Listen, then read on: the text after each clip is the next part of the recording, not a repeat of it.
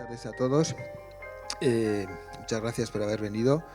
Un día de viernes tan maravilloso y tan acogedor como el que hace esta tarde. Pero bueno, nosotros somos el Pida Más, que somos una asociación que desde hace algún tiempo estamos intentando, vamos a decir, promover un poco el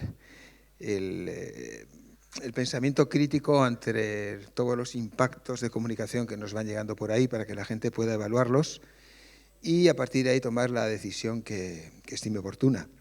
Nosotros, en esta ocasión, hemos decidido traer a Gregorio Luri porque queremos hablar de educación y nadie mejor para hablar de educación que él, una persona que lleva ya muchos años en el mundo de la educación y que además siempre ha planteado unos criterios un poco originales.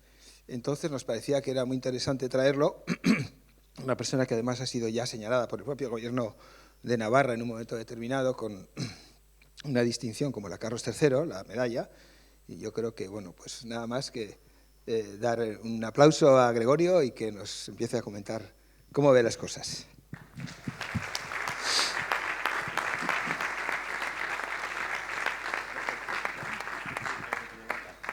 A ver, primero de todo, pues agradecer la invitación. Cómo no vas a venir a Navarra si te invita gente de bien, ¿no? Y en segundo lugar, pues manifestar lo que me parece que es un acierto incondicional en el nombre. Goethe decía que hay dos fuerzas que nos mueven, el pisimetu, la esperanza y el miedo. Cuanta mayor sea la esperanza, menos necesario será el miedo, ¿no? Y en este sentido la esperanza siempre es una fuerza constructora, constructiva, en la que nos tenemos que agarrar, porque si no la alternativa es el miedo, ¿no? Por lo tanto, mi enhorabuena. Después saludar, me vais a permitir, todos sois bienvenidos, pero la gente de Azagra lo es bienvenida especialmente. O sea que a los de mi pueblo un agradecimiento muy especial. No sé si segundo o tercer punto, traigo aquí una tira de velcro. Es porque todo lo que voy a decir tiene que ver con el velcro. Y además, al final, será el resumen de todo. Lo dejo aquí porque es esencial. Es decir, hablaremos del velcro. Yo recuerdo cuando ibas a la panadería, pedías un pan y te daban un pan. En todo caso, podías pedir de medio o de kilo, pero pedías pan y te daban pan. Si ahora vas a una panadería y pides pan, te van a decir, ¿de cuál? Te hay 20.000 tipos de pan y entonces los panes son de diseño y cada uno pues quiere casi un pan personalizado. Pues bien, algo parecido pasa con la escuela. Antes ibas a la escuela y se suponía que en la escuela había un principio de autoridad que era el maestro, había un corpus de conocimiento que era necesario transmitir para pues, aprender, adquirir las destrezas imprescindibles para moverte por la vida, y había sobre todo una autoridad que era pues eso, la escuela y el maestro. Y pobre de ti si el maestro te daba un guantazo, vamos a decir las cosas claras, porque si en casa se enteraban recibías dos, ¿no? Digamos que tú sabías a lo que ibas, sabías lo que te tenían que dar y había unas normas, bueno, mejores o peores, pero que eran claras. Ahora resulta que decimos que el niño ha de estar en el centro, no tanto el saber, no tanto el maestro, no tanto la disciplina, el niño ha de estar en el centro, lo cual queda muy bien, pero en una clase de 25 alumnos es muy difícil tener 25 centros. Por otra parte, no solamente desde el punto de vista de la pedagogía, el propio lenguaje pedagógico a veces nos crea trampas, sino que ¿qué soy una persona bien educada? ¿Cuáles son las destrezas imprescindibles para moverte en el siglo XXI? ¿Qué es lo que hay que saber? ¿Qué es lo que no hay que saber? En los tiempos de la era digital, ¿dónde está el conocimiento realmente valioso, el conocimiento realmente poderoso? Cuando estás en los centros y ves a los padres, muchas veces te encuentras, lo estoy constatando, no lo estoy criticando, con que los padres te dicen, sí, pero aquí ¿qué metodología hay? Se enseña de esta manera, se trabaja por proyectos, se hace esto, se hace lo otro. Es decir, quieren una educación personalizada. Y eso tampoco lo critico, me parece que es un signo de los tiempos.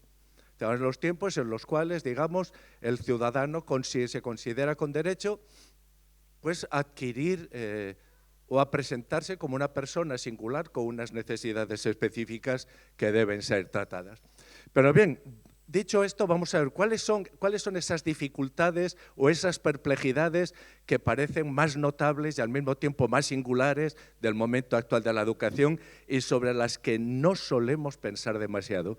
Para mí, la más singular, la más relevante, la más nueva y la que puede tener mayores implicaciones para el futuro es precisamente esta, que estamos viendo cómo cada año las familias están dedicando más recursos a completar la educación escolar de sus hijos. Pero, señores, si resulta que necesitamos recursos adicionales y acudimos al mercado para que nos los proporcione, es porque para muchas familias con la escuela ya no es suficiente. Tendrán o no tendrán razón, pero en todo caso hay una regla elemental de la sociología que nos dice que las imágenes que proyectamos sobre nosotros mismos son siempre verdaderas en sus consecuencias. Y si proyectamos la imagen de que con la escuela no es suficiente, pues nos encontramos también con la necesidad de acudir al mercado para encontrar, ¿qué? Pues recursos que vemos, que echamos en falta cotidianamente y que no los vemos manifiestos en nuestros hijos.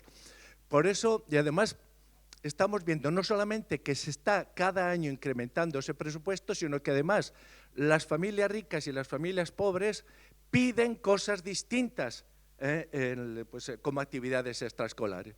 Mientras las familias pobres están buscando reforzar los conocimientos de sus hijos sobre las asignaturas pues consideran básicas, matemáticas e idiomas fundamentalmente, las familias ricas lo que buscan es ampliar el campo de sus conocimientos y por lo tanto diversificar sus intereses. Esto, si sigue así, y tenemos índices para pensar que va a seguir así, en algunos países ya las familias pueden desgravar el dinero que están dedicando a la educación extraescolar de sus hijos. Si esto es así, pues nos situará ante una situación radicalmente nueva, ¿no?, con respecto a la escuela. Y yo creo que hay que tenerlo presente, porque con frecuencia se nos presentan problemas. Aquello que decía Nietzsche, que las grandes revoluciones siempre avanzan a paso de paloma. Estamos esperando que un día a veces pues llame alguien a nuestra puerta y nos diga las cosas han cambiado, pero las cosas no funcionan así. Los cambios se producen muy lentamente, poco a poco, y de repente te encuentras que el mundo ya no es el mismo que aquel al que estabas acostumbrado. De hecho, es muy difícil calcular de verdad cuál es la cantidad exacta que una familia promedio española se gasta en actividades extraescolares. Yo creo que es mayor de lo que se dice aquí. Además diría bastante mayor de lo que se dice aquí.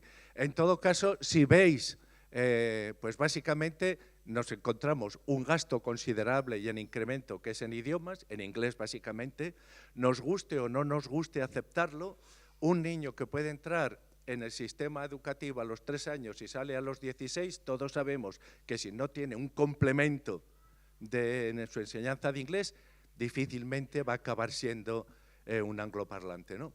Por otra parte, el refuerzo de las asignaturas y actividades complementarias que han ido apareciendo, que tienen que ver, pues qué sé yo, con educación física, con música, con pintura, cosas de ese tipo. Bien, insisto, lo que me parece nuevo no es tanto que esto esté presente como que el incremento de los presupuestos anuales que dedican las familias sea tan notable. Segundo elemento que me parece también muy relevante, que nos lo estamos encontrando además en todos o en casi todos los países occidentales, es el hecho de que existe lo que los franceses llaman la malaise docent, ¿no?, el malestar docente. Y ese malestar docente se manifiesta de muchas maneras. De nuevo, podemos preguntarnos si con razón objetiva o no. Lo cierto es que el número de bajas está creciendo, ¿no? Pero sabemos, y además aquí todos los estudios que tenemos lo indican, la calidad de un sistema educativo tiene como techo la calidad de sus docentes. Por lo tanto, el malestar de un sistema o el bienestar de un sistema educativo tiene también como techo el bienestar de sus docentes. Y aquí nos encontramos con que simplemente recogiendo algunos titulares de la prensa, pues nos encontramos con situaciones que llaman la atención, ¿no? España sufre una significativa falta de profesores en asignaturas como matemáticas o filosofía. En matemáticas, clarísimo, pero también pues, te encuentras en las Baleares o en Cataluña que faltan profesores sustitutos para catalán. con todo lo que puede suponer eso. Bien, en el caso de las matemáticas, aceptemos que es muy difícil convencer a un licenciado en matemáticas que va a ser más feliz dando matemáticas en tercero de eso que trabajando en la empresa privada. Pero, entonces, ¿cuál es la realidad concreta, el estado de ánimo, los problemas a los que se enfrentan? La situación de lo que se llama el burnout, ¿no? El profesor quemado es una realidad. Es una realidad y el número de bajas por depresiones o por motivos psicológicos está incrementándose. ¿Cómo nos encontramos que esa queja permanente que ya comenzó hace algunos años a ser analizada por algunos sindicatos, de que ese malestar a veces se convertía incluso en miedo?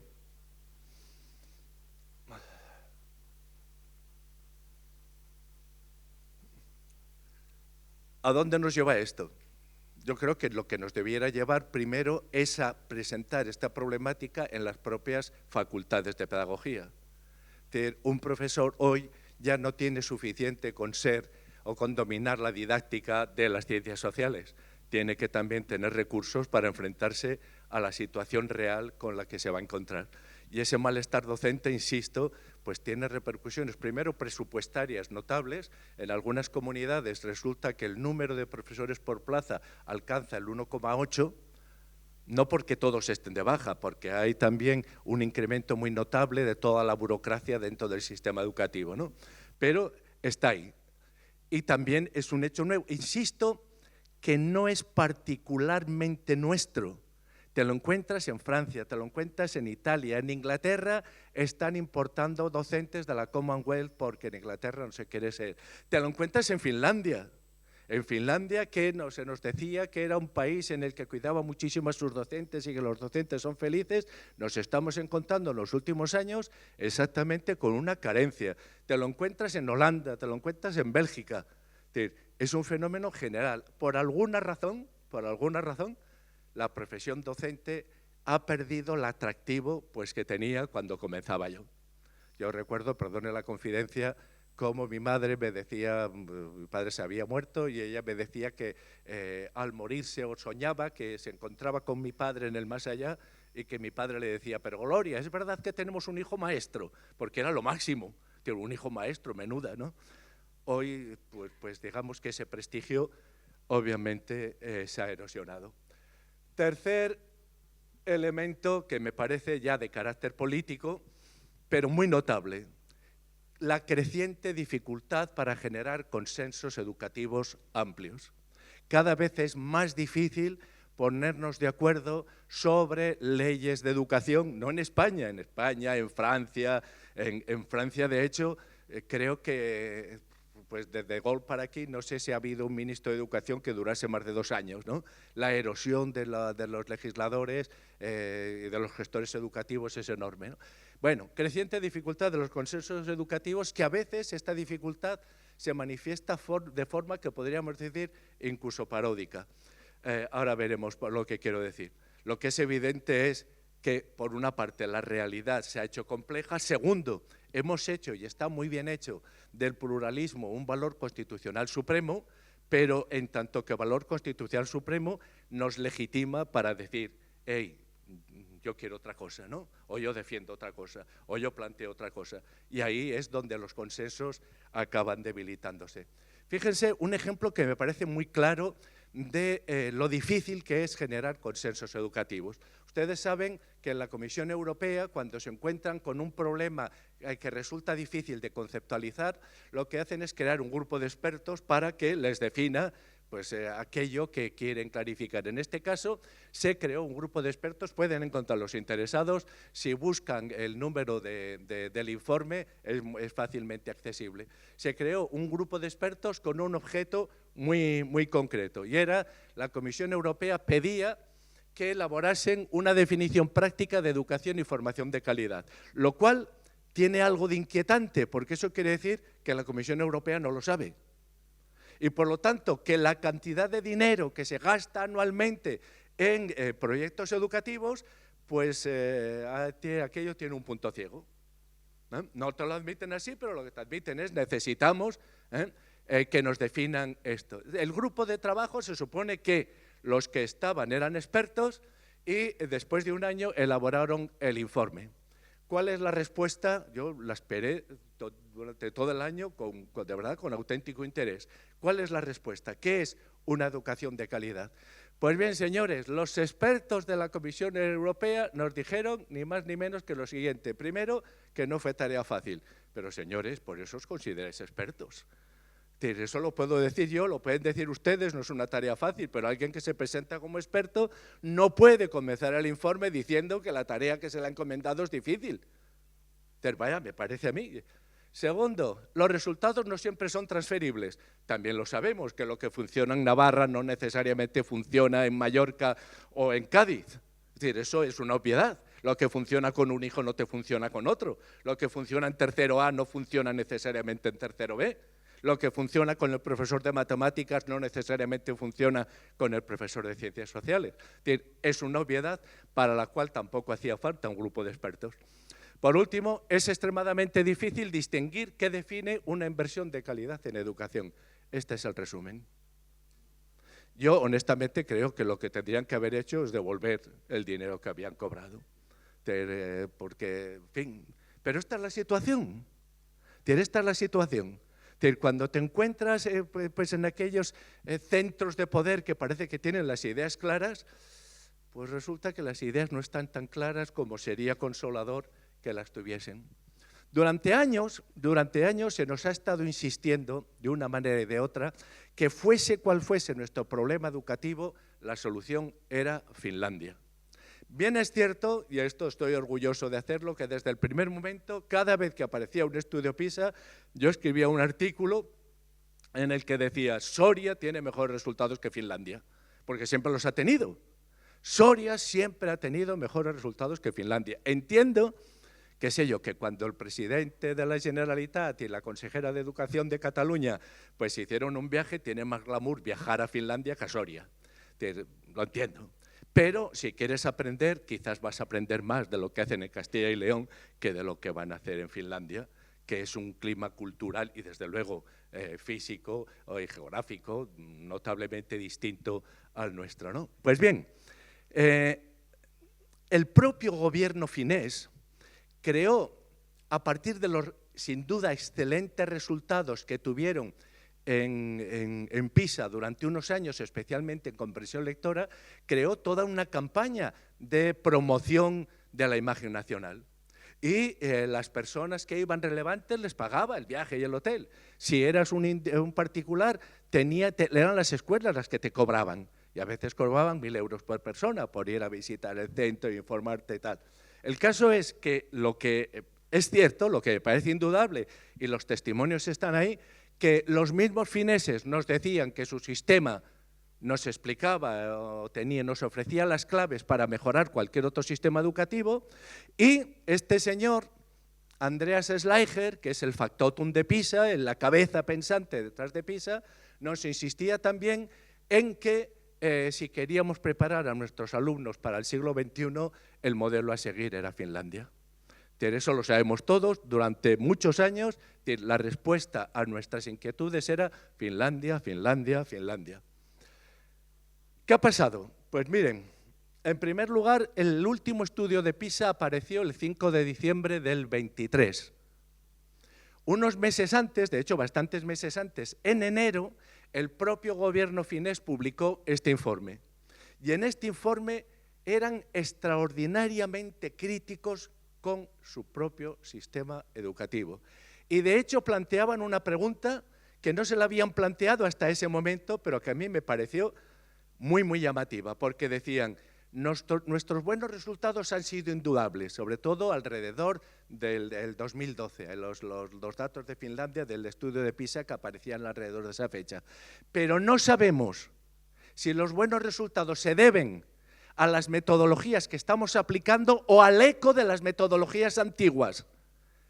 Si es cierto que se deben al eco de las metodologías antiguas, a medida que ese eco se vaya debilitando, los resultados se irán perdiendo. En diciembre vimos que se estaban perdiendo de manera muy notable, pero tenían la valentía de plantearse eso. La misma cuestión se habían planteado en Suecia.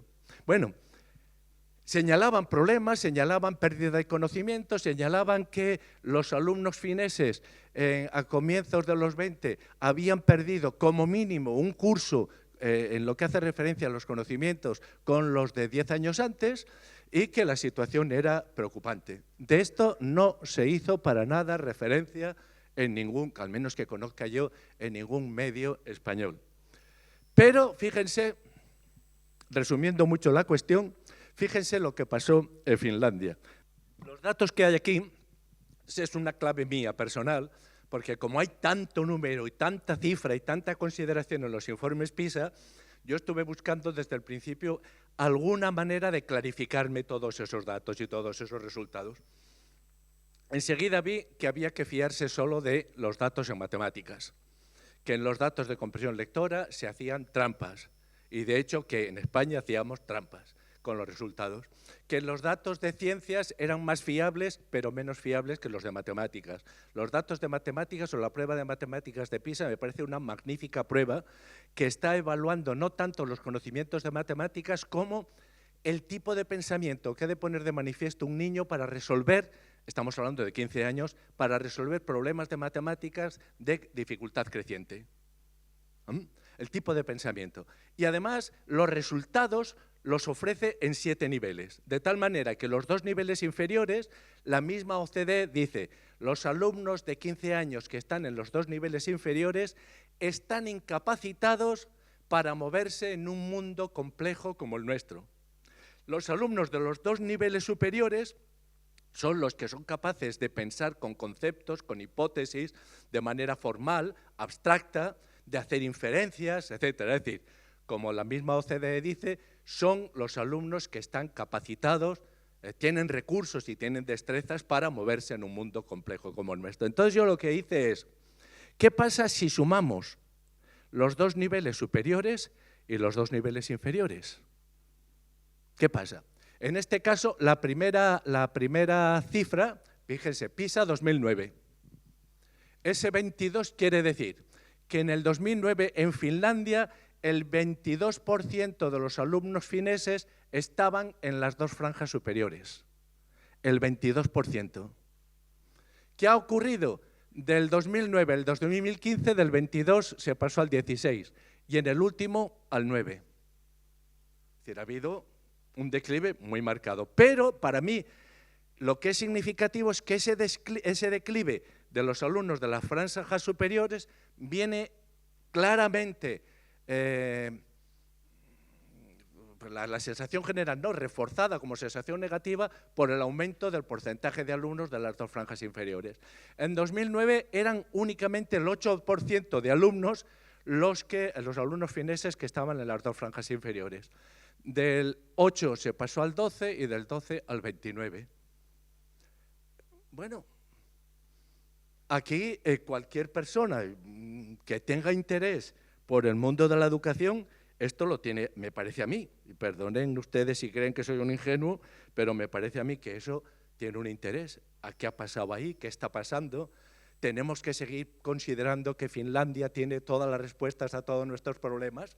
Lo curioso es que el mismo día que aparecían los resultados de Finlandia públicos, el 5 de diciembre del 23, Schleicher, el que decíamos antes, el factotum de PISA, hizo unas declaraciones que a mí me llenaron de inquietud en el Financial Times.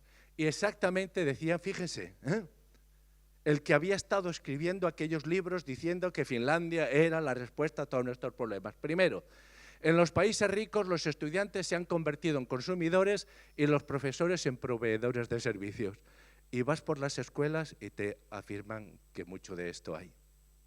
Segundo, no debemos conseguir el bienestar de los estudiantes a cuenta del éxito académico, sino a través del éxito académico. Pero demonios, estaba usted jugando con un material muy valioso, que era la infancia, ¿no? Y de la infancia a la adolescencia. Y quizás esto se lo debiera haber planteado antes. La reacción de los fineses, que ya tenían el estudio aquel que hemos dicho antes, la reacción de los fineses fue primero medidas de impacto ya y después ya analizaremos con más detalle todo. Las medidas de impacto fueron aprobar 2 horas más de lengua y literatura en primero y segundo de primaria y 1 hora más de matemáticas de tercero a sexto. Ya veremos, porque sé que están ahí elaborando conceptos, pensando mucho, analizando unos datos con otros, etc. Al mismo tiempo, quizás el país que más en serio se tomó que el modelo a imitar era Finlandia fue Escocia. En Escocia diseñaron un programa extraordinariamente ambicioso que se titula precisamente Currículum para el éxito, con unas intenciones realmente magníficas. El objetivo principal que se plantearon los reformadores al aprobar este modelo era reducir las diferencias de resultados entre los hijos de familias ricas y los hijos de familias pobres. A mí me gustó mucho esto, porque me parece que eso es trabajar con seriedad.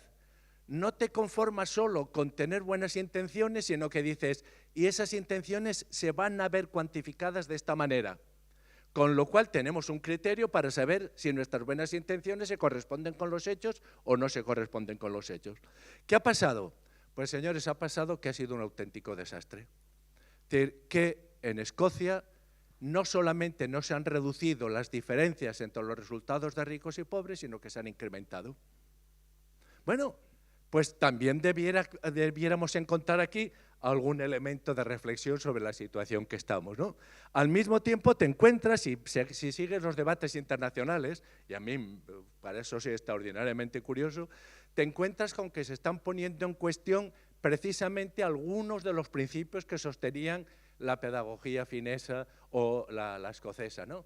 En este caso, ese informe extraordinario, por cierto, elaborado por algunas de las personas que a mí me merecen más confianza, entre ellos Nuno Crato, está en la segunda línea, no sé si se lo conocen, fue ministro de Educación en Portugal y demostró que en poco tiempo se pueden tener resultados notabilísimos. Una persona muy amable, gran conocedor de lo que hay en juego y además muy asequible para consultarle cualquier cosa. El informe dice, entre otras cosas, estas tres cuestiones, y yo creo que las tres son dignas de tomar en consideración. Se ha observado un cambio notable en el discurso de la OCDE. Schleicher ya no dice lo mismo hoy que lo que decía cuando Finlandia estaba arriba, ¿no? La importancia del conocimiento específico de una materia ahora se considera una base fundamental primordial para la igualdad de oportunidades. Hay que saber matemáticas, si quieres, en un mundo como el nuestro, aspirar a una situación de igualdad de oportunidades. Esto se aleja mucho de los informes anteriores de la OCDE que priorizaban las habilidades y competencias genéricas. En nuestra propia ley última de educación son las competencias genéricas lo que está priorizado, ¿no? Bueno, más perplejidades. No quisiera ser muy negativo, ni mucho menos con esto. Después espero acabar con alguna alternativa.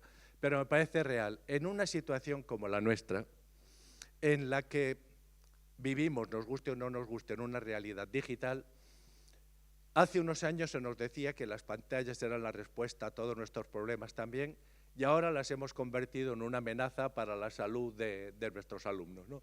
Hay una literatura catastrofista terrible que nos está diciendo, pues bueno, que no hay salvación para los niños que se mueven con pantallas.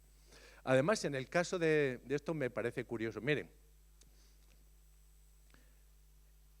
en el último, del 2012 al 2022, fijémonos solo en Navarra. Los demás, allá cada cual con sus problemas. Vamos a fijarnos nosotros en Navarra.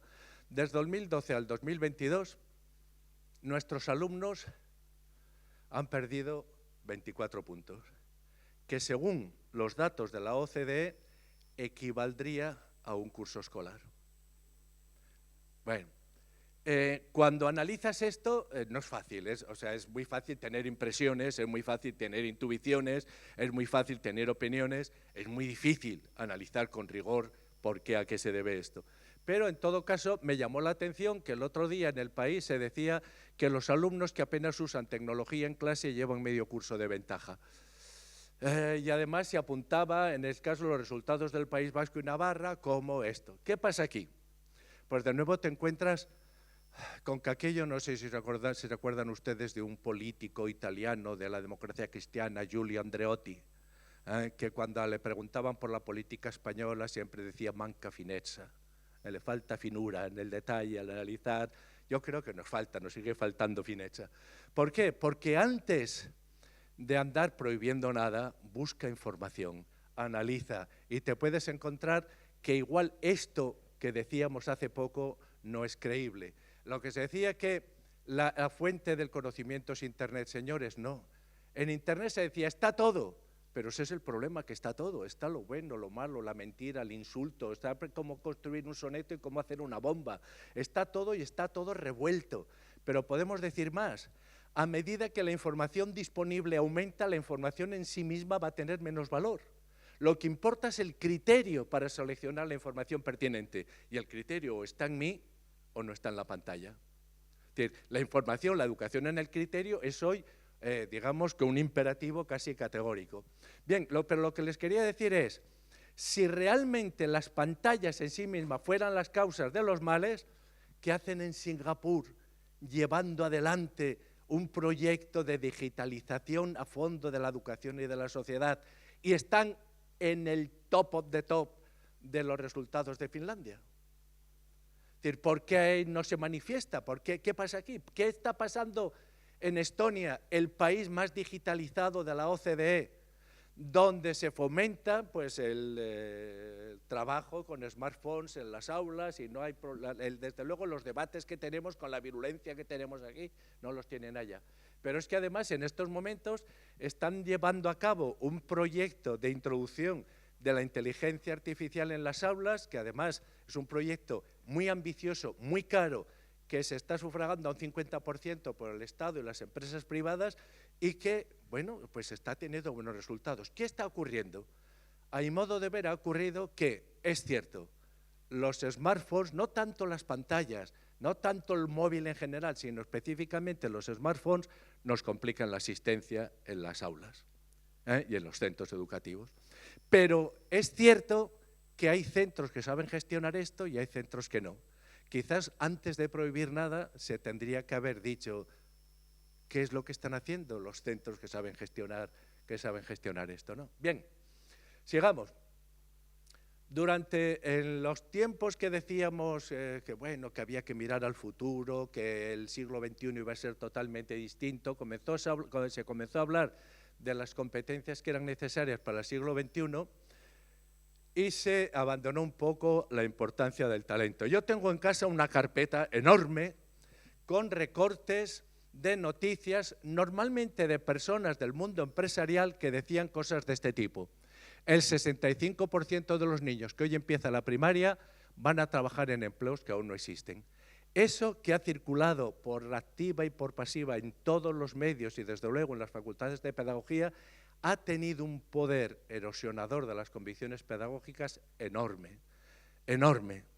Pero fíjense ustedes, si fuese cierto que el 65% de los niños que comienzan hoy en la escuela trabajarán en empleos que aún no existen, entonces sería también cierto que el 35% trabajarán en empleos que ya existen.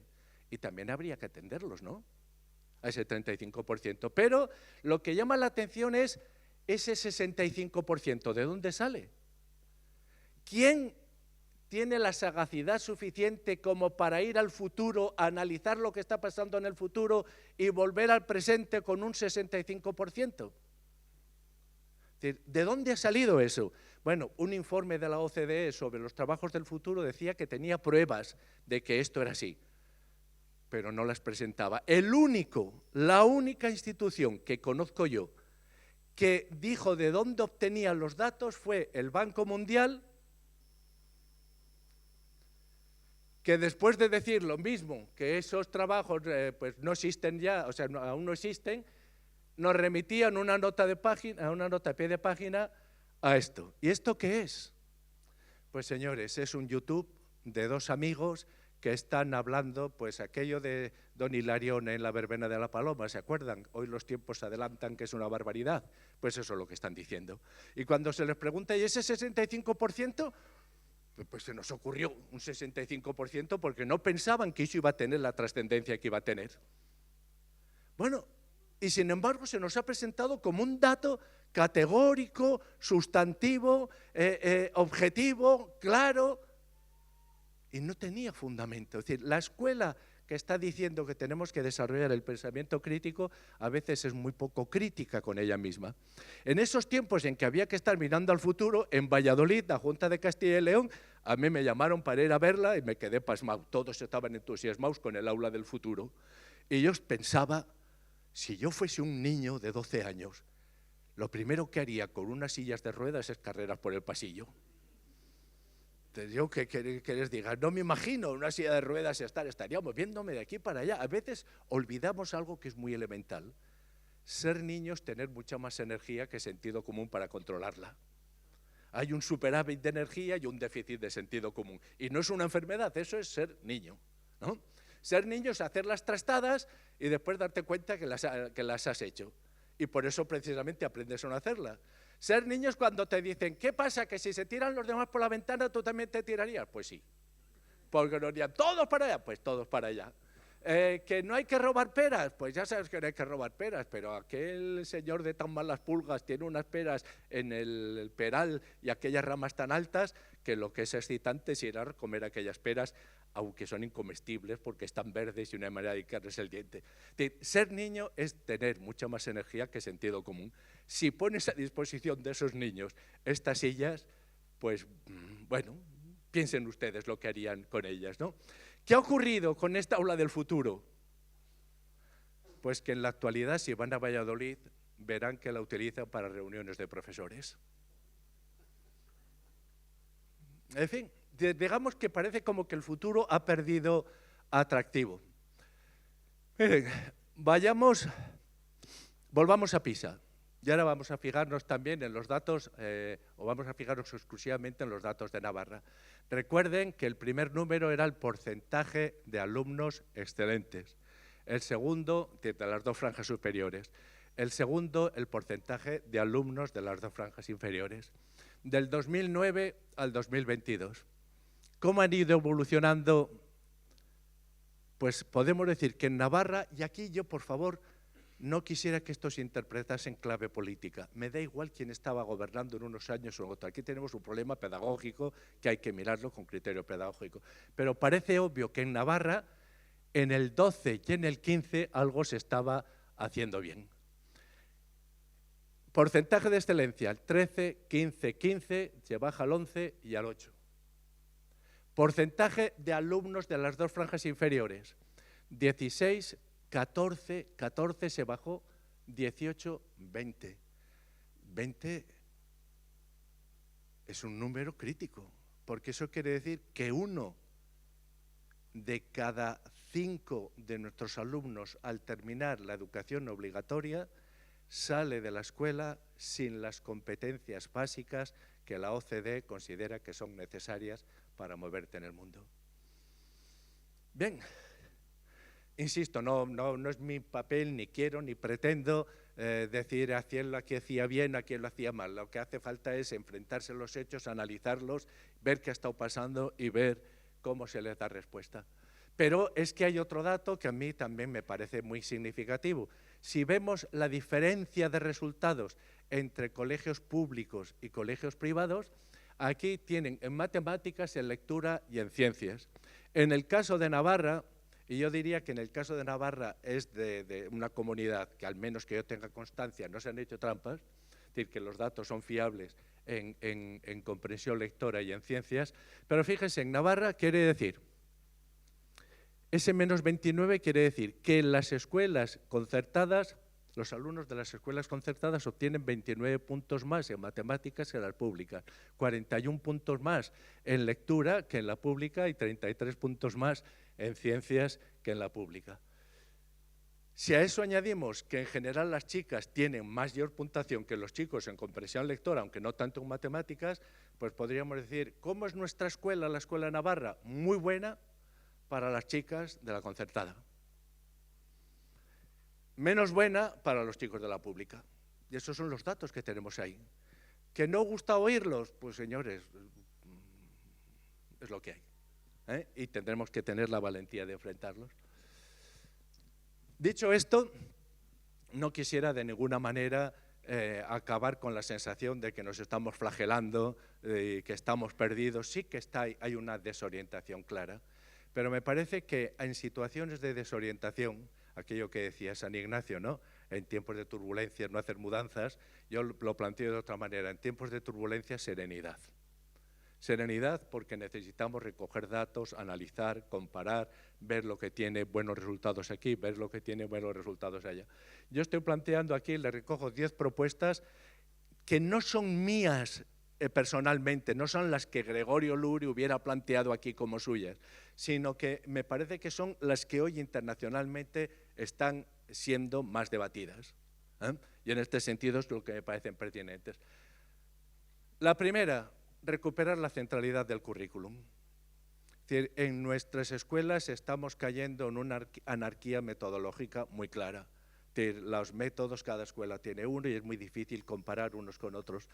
Lo digo esto porque durante estos años, estos últimos años, he estado colaborando y además muy a gusto con los jesuitas americanos que se planteaban una cuestión muy interesante. Decían, ellos tenían, los colegios jesuitas, un currículum común para todo el mundo. Y lo desmontaron, ese currículum común, y me comentaban, justo en el momento que nosotros desmontábamos el currículum común, el bachillerato internacional aparecía con un currículum común. ¿Qué ha pasado? Que el bachillerato internacional sin duda está siendo una experiencia de éxito. Y ellos me decían, tenemos problemas. Y entonces estuvieron, y además una reflexión que me pareció muy honesta a partir de un material que elaboraron como material de trabajo, muy honesta con este principio básico de un jesuita de Argentina. Muéstrame tu identidad sin un currículum, que por mi currículum yo te mostraré mi identidad. Es decir, muy bien todo lo que queráis plantearnos ideológicamente, pero la identidad de un centro se conoce por su currículum. Segundo, valorar la importancia de los conocimientos previos. Y es aquí donde tengo que recuperar el velcro. Recuerden que si solo se tienen que quedar con una cosa de todo lo que estamos hablando, quédense con la teoría del velcro diseñada por Gregorio Luri. No hay premios Nobel de pedagogía, pero no sé si algún día los crean, igual me dan el Nobel por la teoría del velcro. La voy a presentar, que es muy clara.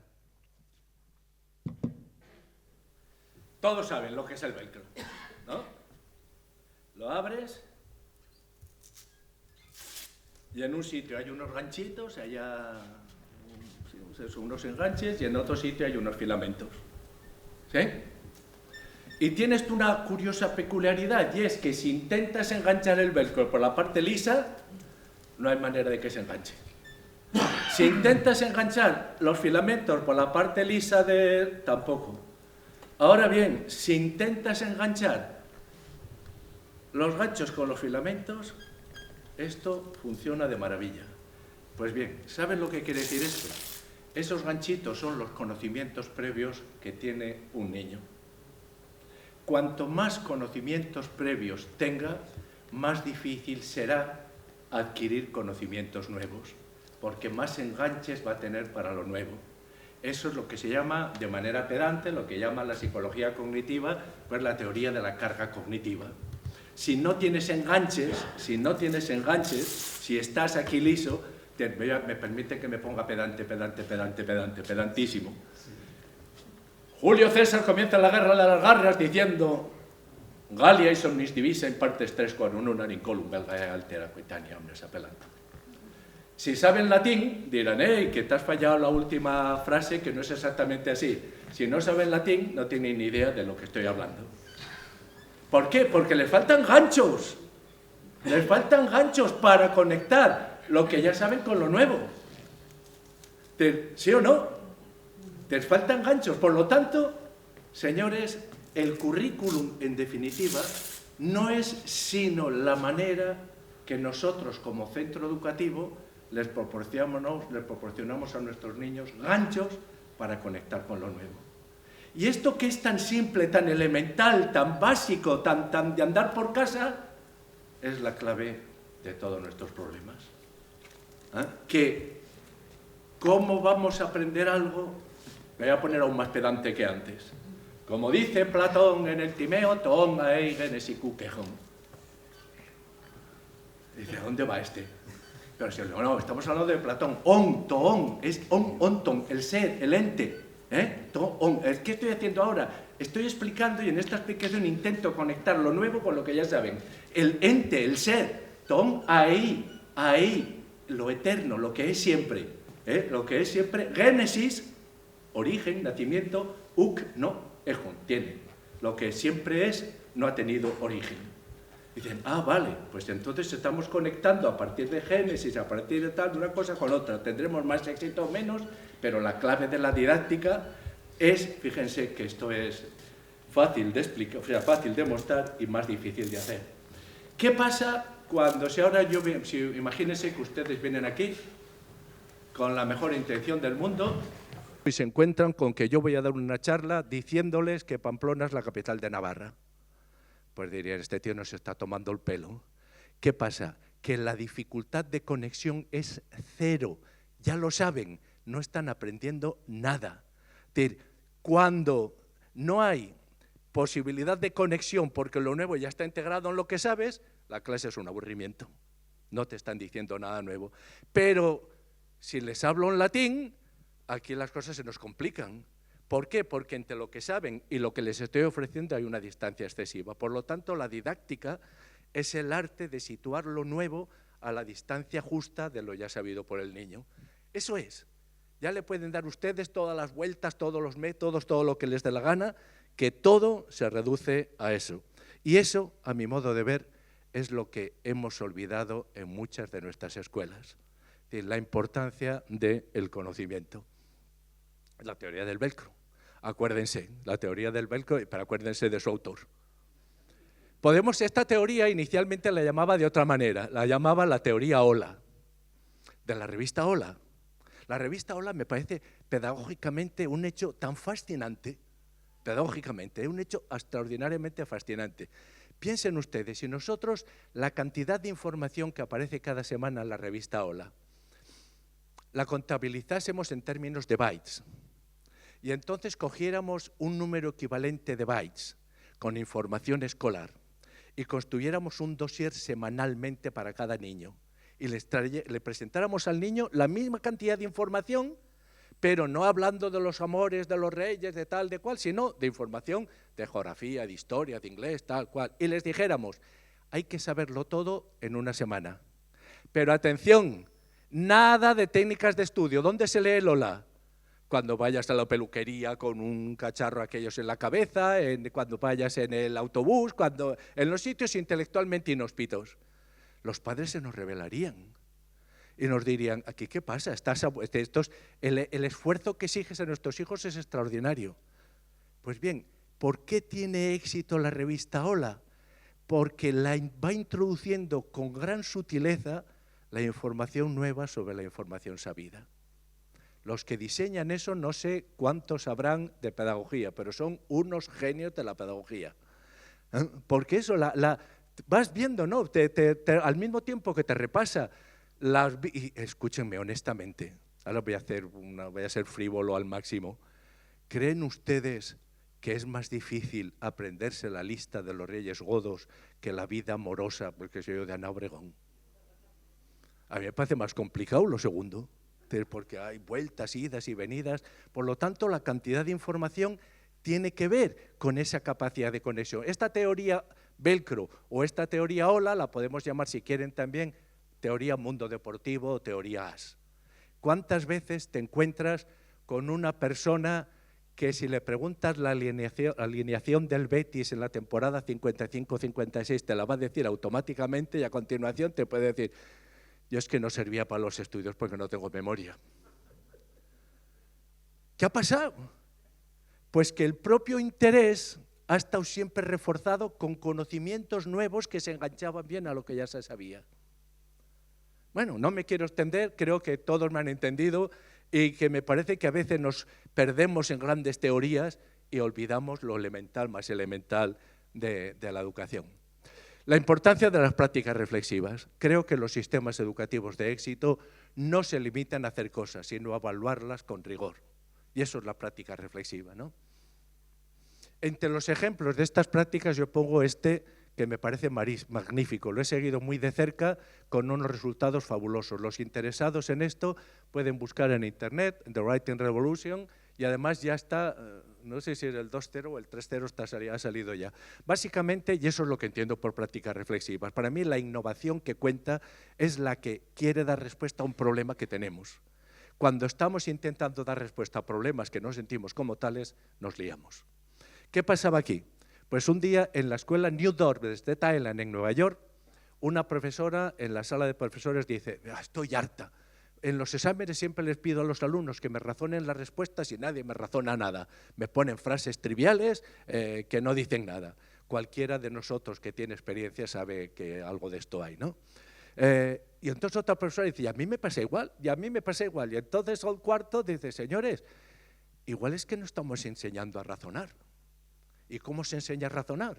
Pues a buscar métodos. Estuvieron buscando métodos, encontraron uno, lo adaptaron a sus necesidades, lo comenzaron a aplicar y el resultado ha sido extraordinario, extraordinario. Tanto que una periodista del New York Times fue a entrevistar a la directora del centro y la primera pregunta que le hace es: hábleme de este método innovador tan revolucionario que están utilizando ustedes. Y la directora dice: de innovador nada. ¿Cómo que no es innovador si los resultados son buenos? Y dicen: no. Teníamos este problema, estuvimos buscando metodologías que nos gustasen y la encontramos en un colegio de monjas católicas de los años 50, no sé dónde. Lo que hemos hecho no ha sido copiarlo, ni mucho menos, sino adaptarlo. Y de hecho, en la nueva edición, la 2.0, han readaptado y han modificado bastantes cosas del punto primero. Pero básicamente lo que nos está diciendo es: para razonar, para que nuestros alumnos razonen, hay que enseñarles. Y para razonar bien necesitamos dominar bien las conjunciones. Bueno, pues es eso, son las conectivas lógicas.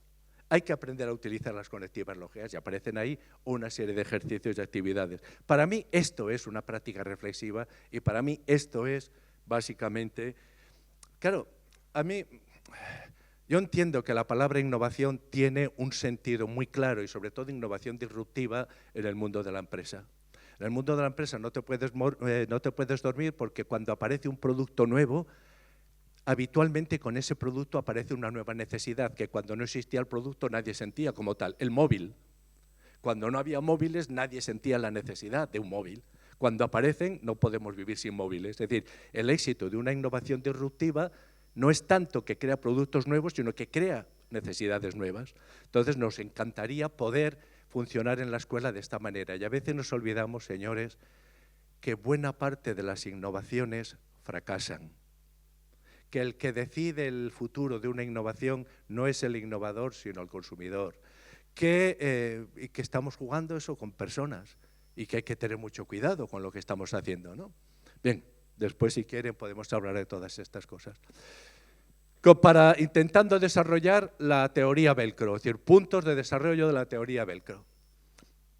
Miren, esto lo estuvimos hablando ayer, pero me interesa muchísimo porque cada vez me parece más importante y determinante el lenguaje de los niños. En los niños, estoy pensando básicamente en los de tercero de primaria. A partir de un estudio que apareció en Estados Unidos, yo intenté replicarlo aquí de una manera, si quieren, no estrictamente científica, sino más intuitiva, pero me he pasado muchas horas contando las palabras que oyen niños de distintos ambientes, ¿no? Porque a mí me llamaba mucho la atención estos datos, que ahora les explicaré, y lo que me llamó más la atención es que mis datos coincidían bastante con estos. No en el número detalle, pero sí en conjunto. Básicamente lo que nos está diciendo es que en las familias de nivel cultural alto, los niños escuchan: no se tomen estas medidas como dogmas de fe, sino como medidas aproximadas, alrededor de 2.150 palabras por hora. Y entre estas palabras hay 32 afirmaciones y 5 prohibiciones. Es decir, hay muchas más palabras de ánimo que palabras de restricción o de inhibición, ¿no? ¿Qué pasa? Vamos al nivel más bajo. ¿Qué pasa con las familias, digamos, que dependen de la asistencia social? Pues que en vez de 2.150, pues están alrededor de las 620. Pero lo que llama más la atención es que cuanto más pobre es el lenguaje, se oyen más prohibiciones y menos afirmaciones. Es decir, que hay un componente moral, ¿no?, también en la riqueza del lenguaje. Fíjense, esto significa, si ahora multiplicamos las palabras por horas, por las horas del día y los días del año, a efectos prácticos significa lo siguiente: 2 niños de 4 años. 2 niños de 4 años. Uno del nivel alto y otro del nivel bajo. El del nivel alto ha podido escuchar, quédense con la cifra, 40 millones de palabras más que el otro. Claro, eso, ¿saben lo que implica? Que en el momento que llegas a tercero de primaria, que es el momento en que has de pasar de aprender a leer a aprender leyendo, tu competencia semántica, es decir, el número de palabras que dominas, facilita o dificulta la lectura. Si tienes muchas palabras, facilitarás la lectura. Y cuanto más leas, más palabras irás adquiriendo. Y cuanto más palabras se vayas adquiriendo, más capacidad de comprensión lectora. Si tienes un vocabulario muy pobre, la lectura se te va a presentar como un reto imposible de superar. Por lo tanto, vas a estar fracasando. Y como a nadie nos gusta convivir cotidianamente con el fracaso, al final acabas generando actitudes antiintelectualistas y contrarias al sistema. Por eso, fíjense, en todos los estudios de PISA se repite este hecho. Uno de los índices más claros de la evolución escolar de un niño es el número de libros que hay en casa. No tanto por el objeto libro, sino por lo que significa, en principio, de riqueza lingüística. Voy a ir rápidamente porque si no... De los estudios que se han hecho en los últimos años, me interesa y me apasiona este de Luis Lizasoain. Luis Lizasoain ahora ya está jubilado, catedrático de metodología científica en la Universidad del País Vasco. Cada punto que hay aquí es un centro del País Vasco. No sé si del País Vasco, de Guipúzcoa, ahora no recuerdo. Lo que intentaba evaluar era cuál es la relación entre el nivel socioeconómico de los padres, según los centros, y el resultado de los niños. Si fuese absolutamente determinante, es decir, si el resultado de los niños dependiese solo y exclusivamente del nivel socioeconómico de los padres, entonces todos estarían en esa línea de en medio. Aquí tenemos el incremento de la riqueza y ahí el incremento de los resultados. Y obviamente estamos viendo que esa línea de en medio funciona como un atractor. A medida que va subiendo el nivel económico, van subiendo también los resultados. Pero lo notable no es esto. Lo notable es que sea el nivel socioeconómico que se considere, hay centros que rinden muy por encima, son los que están en la franja superior, y hay centros que rinden muy por debajo. Por lo tanto, quizás lo que es urgente es aprender de nuestras buenas prácticas. Si tenemos centros que lo hacen no bien, sino muy bien, quizás más que perdernos en ver cuál es la metodología más adecuada, lo que tenemos que hacer es aprender con toda sencillez, humildad y ganas de aprender de quien lo hace mejor que nosotros. Si estamos mirando las alternativas y los problemas reales, hoy me parece que uno de los problemas centrales de nuestros niños es la pérdida de capacidad atencional. Pero esto es muy significativo y muy curioso, porque si visitas las escuelas, si visitas los centros educativos, en todos te encuentras esa misma queja de que cada vez es más difícil mantener la atención de los alumnos más allá de 20 minutos. Sin embargo, los estudios nos dicen que la capacidad de atención de nuestros niños no ha disminuido, sino que ha crecido. Que en el único lugar donde ha disminuido es en las actividades escolares. Entonces la pregunta es ¿por qué? Probablemente porque las actividades escolares no tienen repercusiones. Es decir, hagan lo que hagan, van a tener una felicitación por lo que están haciendo. Y cuando lo que estás haciendo no tiene repercusiones, lo que te preocupa de verdad es acabarlo pronto. A mi modo de ver, no un problema de salud, de estricta salud, que hoy tenemos con nuestros niños, y seguro que se han dado cuenta ustedes, es que nuestros niños son la primera generación de la historia de la humanidad que tienen las rodillas impolutas. ¿Cómo teníamos las rodillas? ¿Cómo las teníamos? Tienen las rodillas impolutas, lo cual en sí mismo, pues podríamos decir, mejor para ellos, pero es que eso pone de manifiesto que se han quedado sin espacios autónomos en los que poder vivir sus aventuras sin la directa supervisión de un adulto. ¿Qué significa esto? Pues significa muchas cosas en el desarrollo físico, psicológico, etcétera. Pero básicamente significa que como hacen cada vez menos ejercicio, se van a la cama cada vez con menos sueño. Y entonces, en el caso de que se lleven el móvil, por cierto, en el último estudio PISA te decía que los alumnos que peor, o sea, que de manera más negativa repercute el uso del móvil en sus resultados escolares son aquellos que se llevan el móvil a su dormitorio. Y dices, pues mira, también nos ha descubierto el Mediterráneo, ¿no? No puedes dejar que se lleven. Pero es que además, señores, la higiene del sueño de nuestros hijos es sagrada, porque lo que está en juego es su maduración neurológica. Hasta el 80% de los alumnos de ESO no duermen las horas que debieran dormir, suponiendo que tienen que dormir 9 horas, pero es que no tienen que dormir 9 horas, algunos tienen que dormir 10, porque las necesidades de sueño son distintas para unos y para otros. Tenemos datos también para sospechar que la falta de sueño va asociada a faltas de atención, a problemas de emotividad, a impulsividad, a un incremento de peso, toda una serie de cuestiones que hoy, a mi modo de ver, debieran consistir en una urgencia. El otro día en Zaragoza se me asustaron los padres porque les decía que su primera obligación era proporcionar a sus hijos experiencias de juego libre y arriesgado. Claro, lo de juego arriesgado no me lo aceptaban. Y yo les decía, pero los que están ustedes aquí, de Zaragoza, que son de pueblo, lo han vivido ese juego arriesgado. Y además están satisfechos con esa vivencia. Sí, pero a sus hijos no se la van a dar. No. ¿Por qué? Porque tienes miedo. Ese miedo nos hace olvidar también, y esto es algo que también tenemos que tener muy presente, que la sobreprotección es una forma de maltrato. La sobreprotección es una forma de maltrato. Bien, lo que decíamos, ese 85% yo lo rebajaría un poco, pero en fin, lo que sí que es evidente es que nos estamos encontrando con una falta de sueño muy notable, no solamente los de eso, ya con niños muy pequeños. Hay modo de ver si en algún caso debemos ser absolutamente autoritarios y además crear una trinchera y poner un letrero de no pasarán, es con la higiene del sueño de nuestros hijos. Es demasiado lo que está en juego como para trivializarlo. Por eso, insisto, la sobreprotección es una forma de maltrato. Hoy, ¿quién jugaría así? Eso nos espanta, pero no nos espanta esto. Tenemos a niños, cada vez cuanto más sobreprotección proyectamos sobre ellos, más estamos alejando de su experiencia el mundo real.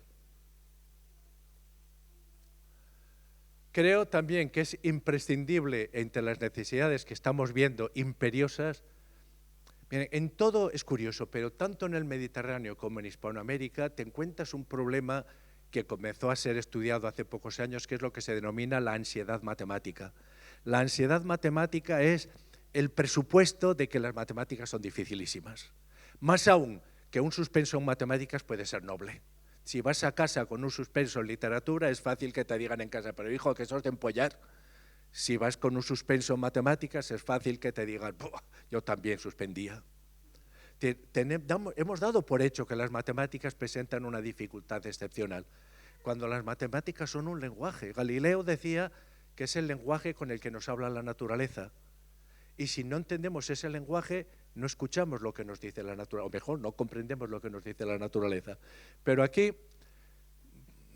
creo que en buena parte romper con esa ansiedad matemática es una tarea que sobrepasa la escuela, porque debiéramos llevar a cabo toda una campaña de concienciación social, que nos jugamos mucho con la alfabetización matemática, que ya no es suficiente con saber leer y escribir en las 4 reglas, que necesitamos una cultura matemática, entre otras cosas porque estamos viendo, y esto es muy llamativo, que si miramos la creatividad por el número de registros que aparecen sobre invenciones o nuevos proyectos, la relación entre creatividad y matemáticas es así de clara. Tiene mayor conocimiento de matemáticas, mayor creatividad. Si asumimos que en una sociedad como la nuestra, el disponer de patentes, el ser innovador en este sentido, pues significa mucho, no nos podemos tomar en absoluto las matemáticas de manera trivial. Recuperar algunas ideas básicas. Señores, lo importante no es lo que se enseña, sino lo que aprende el niño. No es suficiente con decir, tengo un método maravilloso que es genial. Con ese método maravilloso, ¿qué es lo que está aprendiendo el niño? La clave es el aprendizaje y la enseñanza está al servicio del aprendizaje. Segundo, démosles todas las vueltas que queramos. Aprender es recordar a tiempo. Lo que no puedes recordar en su momento, no lo tienes bien aprendido. Denle todas las vueltas que quieran. Lo sé, pero no me acuerdo. No lo sabes bien. Lo sé, pero ya lo he olvidado, porque no lo has reforzado suficientemente. Por eso, esto, cuando lo digo en algunos lugares, también veo caras de extrañeza. Pero, miren, primero, ¿conocen ustedes a alguien que quiera tener menos memoria de la que tiene? ¿No les gustaría a ustedes tener más memoria? A mí sí. A mí sí, me gustaría tener más memoria. Segundo, la memoria no es otra cosa que la experiencia, el residuo que deja la experiencia al pasar. Si no hay residuo, no hay aprendizaje. Es decir, las experiencias que podamos hacer con nuestros niños pueden ser magníficas, pero si lo importante es el aprendizaje, lo que tenemos que ver es qué residuo ha dejado esa experiencia al pasar. Y no hay aprendizaje si no hay una modificación en la memoria del alumno. Hace ya algún tiempo, en un debate que tuvimos curioso, en Granada había el director de un centro de Málaga que decía que había descubierto un método de aprendizaje no memorístico. A mí esas cosas me ponen muy nervioso porque parecen literalmente, honestamente, una memez. Y yo le dije, bueno, bien, vale. ¿Y si lo que aprenden no está en la memoria, dónde está? ¿Se les ocurre a ustedes, si han aprendido algo y no es memorístico, es decir, no está en la memoria, dónde está?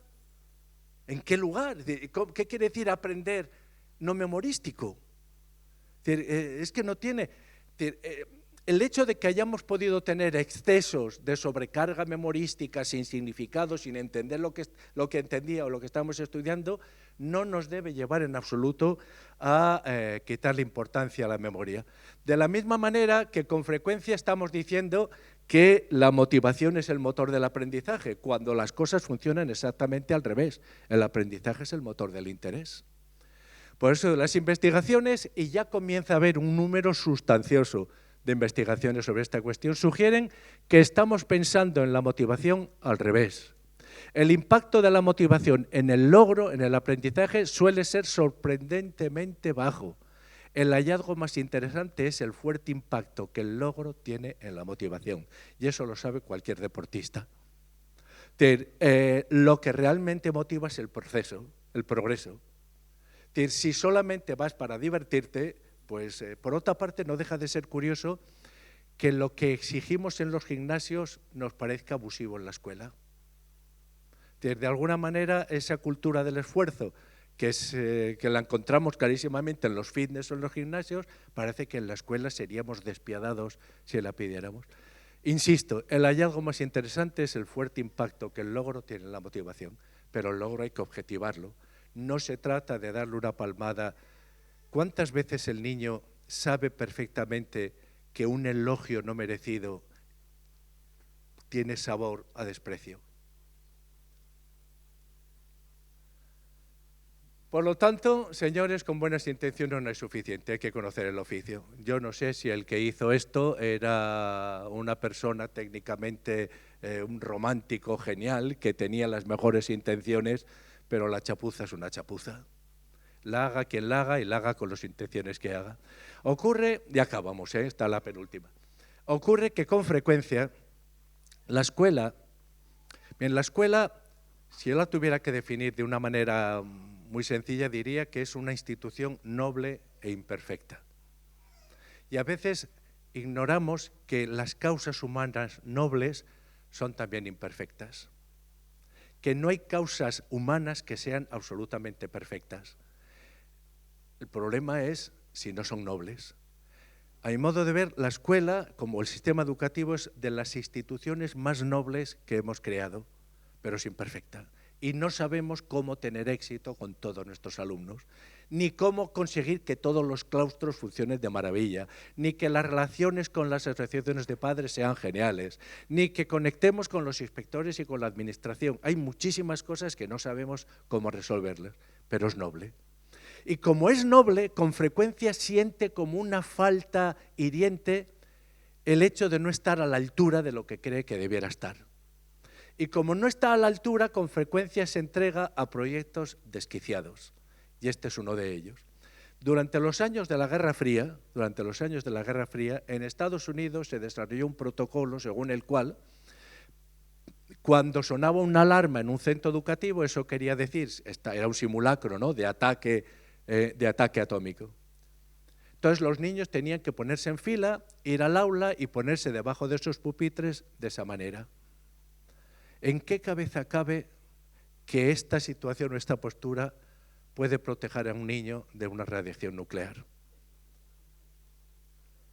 Pero entendemos que los maestros necesitaban hacer algo. En una situación de tensión como la que había, y preferían hacer algo, aunque no tuviera claro cuál era el sentido, que no hacer nada. Y a veces ese exceso de buena intención nos lleva a no ser suficientemente críticos con estos objetivos. Pues señores, si tienen preguntas, con muchísimo gusto intentaré contestarlas.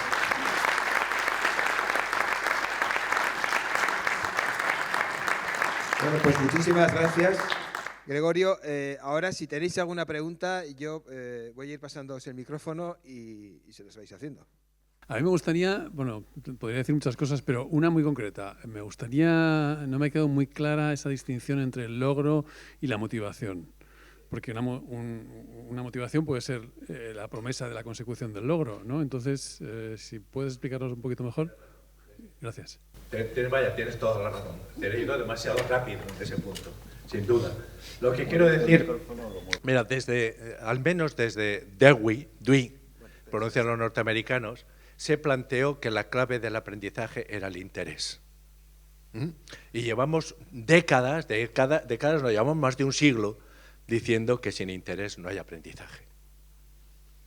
Y al plantearlo así, como ese reforzamiento del interés ha ido acompañado del abandono de un concepto para mí central, que es el de voluntad. La voluntad ha desaparecido del vocabulario pedagógico. Es decir, ¿qué es lo que pasa? Que la voluntad te exigía a ti algo. El interés parece que le corresponde al profesor crearlo. Y muchas veces te encuentras, yo lo he oído más de una vez, en las puertas de los colegios, cuando llevo a mis nietos, que dicen, es que no sabe crear interés ese profesor. Y entonces, vaya, trasladas toda la responsabilidad al profesor. Es decir, el interés, sin duda, facilita el aprendizaje. Pero lo que realmente tiene fuerza es el logro del aprendizaje. Es decir, cuando seguro que todos alguna vez hemos sentido, sabemos aquel día que en un problema de matemáticas el profesor pidió voluntarios, levantamos la mano, salimos a hacer el problema, lo resolvimos y cómo volvíamos a nuestro sitio, sintiendo ondear a nuestra espalda la capa de Superman, ¿sí o no? Y ese logro tiene más fuerza en el aprendizaje que el interés programado por el profesor. En este sentido es lo que estoy diciendo. Hoy tenemos suficientes datos, es decir, mucho cuidado, porque el interés puede llevar a convertir el aprendizaje en una serie de motivos de diversión, de hacerlo atractivo, de hacerlo agradable, cuando lo que realmente estimula es el logro. Pero claro, el logro supone que lo que decíamos del velcro, les pones dificultades que haya que resolverlas poniéndose de puntillas, no saltando en el aire, pero que tenga que hacer ese pequeño y el esfuerzo que está realizado, que tiene éxito, bueno, pero lo sabemos de verdad en los gimnasios. Cuando estás perdiendo peso, el interés por perder peso yo lo tengo permanentemente. De verdad, tengo un interés maravilloso. A veces me pongo y cuando ves, sobre todo en los primeros días, que estás bajando peso, eso tiene una fuerza extraordinaria. Dices, voy bien. hasta que vas a cenar a casa de unos amigos y te olvidas del interés, de la motivación y todo lo demás porque lo tenías ahí. Pero la idea es esta, ¿no? El interés por sí mismo, si es un recurso del profesor, tiene muchísimo menos poder en el aprendizaje que en la sensación del logro por parte del alumno. Gracias por la pregunta. Gracias a ti. Ahora estamos claro. Y ya que tengo el micrófono, que no lo quiero monopolizar, pero hay un concepto también que echo de menos, que es el de la pérdida de la autoridad, en el sentido de autoritas, ¿no? El conocimiento, ¿no? Es lo que genera la capacidad de explicar, de decir, de marcar una línea, y eso se ha ido perdiendo con el paso de los años, ¿no? Probablemente pues, a lo largo de décadas, ¿no? Y me parece que es algo que trasciende la situación actual, pero que es muy importante en todo este fenómeno, ¿no? Lo reconozco sin ningún complejo. Soy un gran partidario de la autoridad. ¿Por qué? Porque de la misma manera que los niños, cuando tienen miedo, necesitan aliados fuertes que les ayuden a combatir los monstruos que siempre hay debajo de la cama. Debajo de la cama siempre hay monstruos, y detrás de la puerta también, y en los armarios. El mundo está lleno de monstruos, de hecho, y necesitas saber que si llamas papá o mamá, alguien va a venir a espantar los monstruos. Necesitas aliados fuertes que pongan esa energía, esa fe, esa confianza. Pues lo mismo, creo que necesitas aliados fuertes para combatir tus problemas y tus dificultades de aprendizaje. Necesitas a alguien en el que confiar y decir, ese me va a ayudar a combatir mi ignorancia o mis dificultades, pero tienes que reconocerle una autoritas a ese profesor. Y en ese sentido, sin ninguna duda, yo soy un defensor de la autoridad en este sentido. Para nada eso tiene que ver con, ¿qué te diría yo?, con la conducta de un sargento chusquero, ¿no? Eso es otra cosa muy distinta.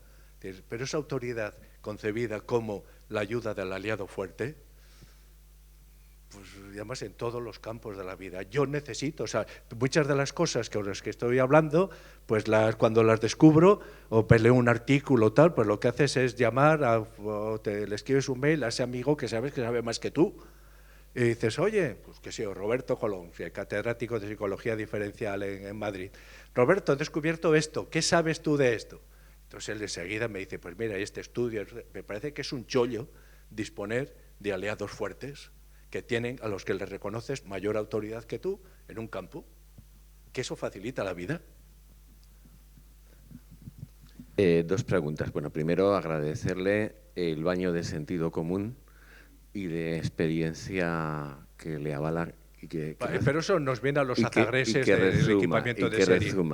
Dos cuestiones. La primera, ¿qué importancia tiene en una sociedad inmediatista, lo quiero aquí y ahora, el aplazamiento de la recompensa como aprendizaje? Y segundo... No, vamos por la primera, ahora vamos por la segunda, porque es importante. Yo suelo decir, cuando hablo a los padres, que es urgente cambiar, entiéndanme el sentido retórico de la propuesta, que es urgente cambiar la lista de derechos del niño. Y para yo pondría como primer derecho, todo niño tiene derecho a tener unos padres tranquilos. ¿Ah? Que no vayan corriendo de aquí para atrás intentando resolver, que no tengan vergüenza de ser imperfectos. ¿Eh? Y que no tengan ninguna vergüenza cuando el niño les llega agotado a casa porque ha tenido un día horroroso, se quita la mochila y dice, se tumba en el sofá y dice, qué cansado estoy, que no tengan vergüenza de decirle, hijo mío, qué bien te entiendo. Yo llego tantos días así. Pero cuando llego así, no por eso me ahorro de hacer la cena. Así que recoge esa mochila y baja a la basura. Me parece que no solamente necesitas eso, aliados fuertes en ese sentido, sino padres tranquilos, que sepan estar tranquilos. Mi segundo derecho es, todo niño tiene derecho a ser frustrado. ¿Por qué? Porque la frustración, en definitiva, no se trata de decir, te voy a amargar la asistencia. Se trata de que veas que para conseguir fines nobles, a veces tienes que reprimir deseos intermedios. Y que eso es el pensamiento estratégico. El pensamiento estratégico no es sino la capacidad para ordenar medios y fines. Pero si el fin es noble, pues te tienes que reprimir con determinadas cosas. Y lo que pasa es que, claro, eso lo vas aprendiendo con la edad. Sabemos, seguro que lo han visto todos ustedes, un vídeo famoso, hay montones de versiones de al niño que se le pone un pastel delante y se le dice, si no lo pruebas, tendrás pues 2 pasteles, o si quieren 2 pasteles, una bici y un viaje a Finlandia, a Euro Disney. A Soria. ¿Qué pasa? Que hay algunos que se cruzan de brazos y impasibles, y otros que son incapaces de resistir. Pues bien, la capacidad de resistir, fíjense que no estamos diciendo que renuncian al deseo, sino que saben gestionar el deseo. Esa capacidad para gestionar el deseo está considerada también como uno de los elementos con mayor capacidad predictiva de la evolución intelectual de una persona. Porque va asociada eso al pensamiento que sabe ir de las causas o de las premisas a las consecuencias. Y segundo, el tema de los hábitos. ¿de los Hábitos. ¿Qué quiere que le diga de los hábitos? A mí me parece que de la misma manera que cuando comienzas a conducir un coche, aquello es una locura, porque tienes que estar atento al volante, a los pedales, a los que vienen por aquí, a los que vienen por allá, a 1000 cosas, y parece imposible dominarlo. Y a medida que vas conduciendo, vas adquiriendo hábitos que son en definitiva esquemas de conducta que vas incorporando, eso te permite después ir escuchando la radio mientras vas conduciendo. Es decir, los hábitos son básicamente esquemas conductuales que al incorporarlos a nuestra memoria a largo término nos permiten disponer de nuestra memoria de trabajo de más espacio para enfrentarnos a situaciones nuevas. Es decir, son una de las potencialidades mayores de una persona. ¿Por qué es interesante aprenderse las tablas de multiplicar? Porque cuando estás resolviendo un problema no tienes que estar 7 por 1, 7 por 2, 7 por 3, sino que ves la multiplicación, inmediatamente lo haces, y el ejercicio de resolver la multiplicación te consume poquísima memoria, lo tienes como un automatismo. Y ese que te consume poca memoria te permite tener memoria de trabajo disponible para enfrentarte al problema. No entiendo para nada cómo los hábitos pues han quedado sin defensores, ¿no?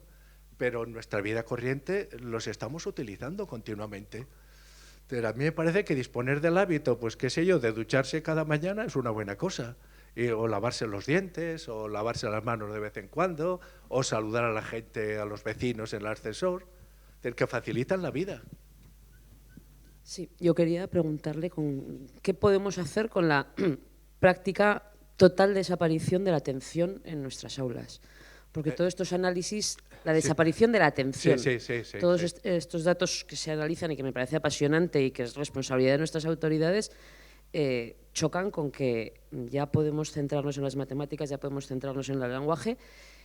Me ha hecho gracia la imagen del aula, porque esas aulas siguen extendiéndose. En este momento en Pamplona hay muchos centros, principalmente concertados con ese tipo de aulas, pero este mismo curso se han inaugurado aulas de este tipo en institutos públicos de Pamplona. No es del todo real, porque en esa aula las sillas estaban enfocadas hacia la pizarra, pero lo que tenemos en los centros son un 20% de chavales que vienen a los colegios medicados por la mañana para TDAH, que cuando llegan a sus aulas están sentados de espaldas al profesor. Y además, relacionado con la Autoritas, primero desaparecieron las tarimas y ahora han desaparecido las mesas del profesor. Algunos nos hemos tenido que pelear para que nos respeten la mesa y podamos dejar en algún sitio el cuaderno.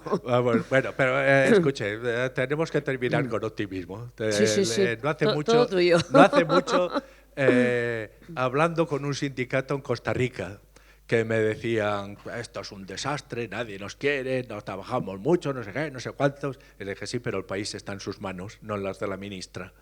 Y me decían, no señor, está en manos de la ministra.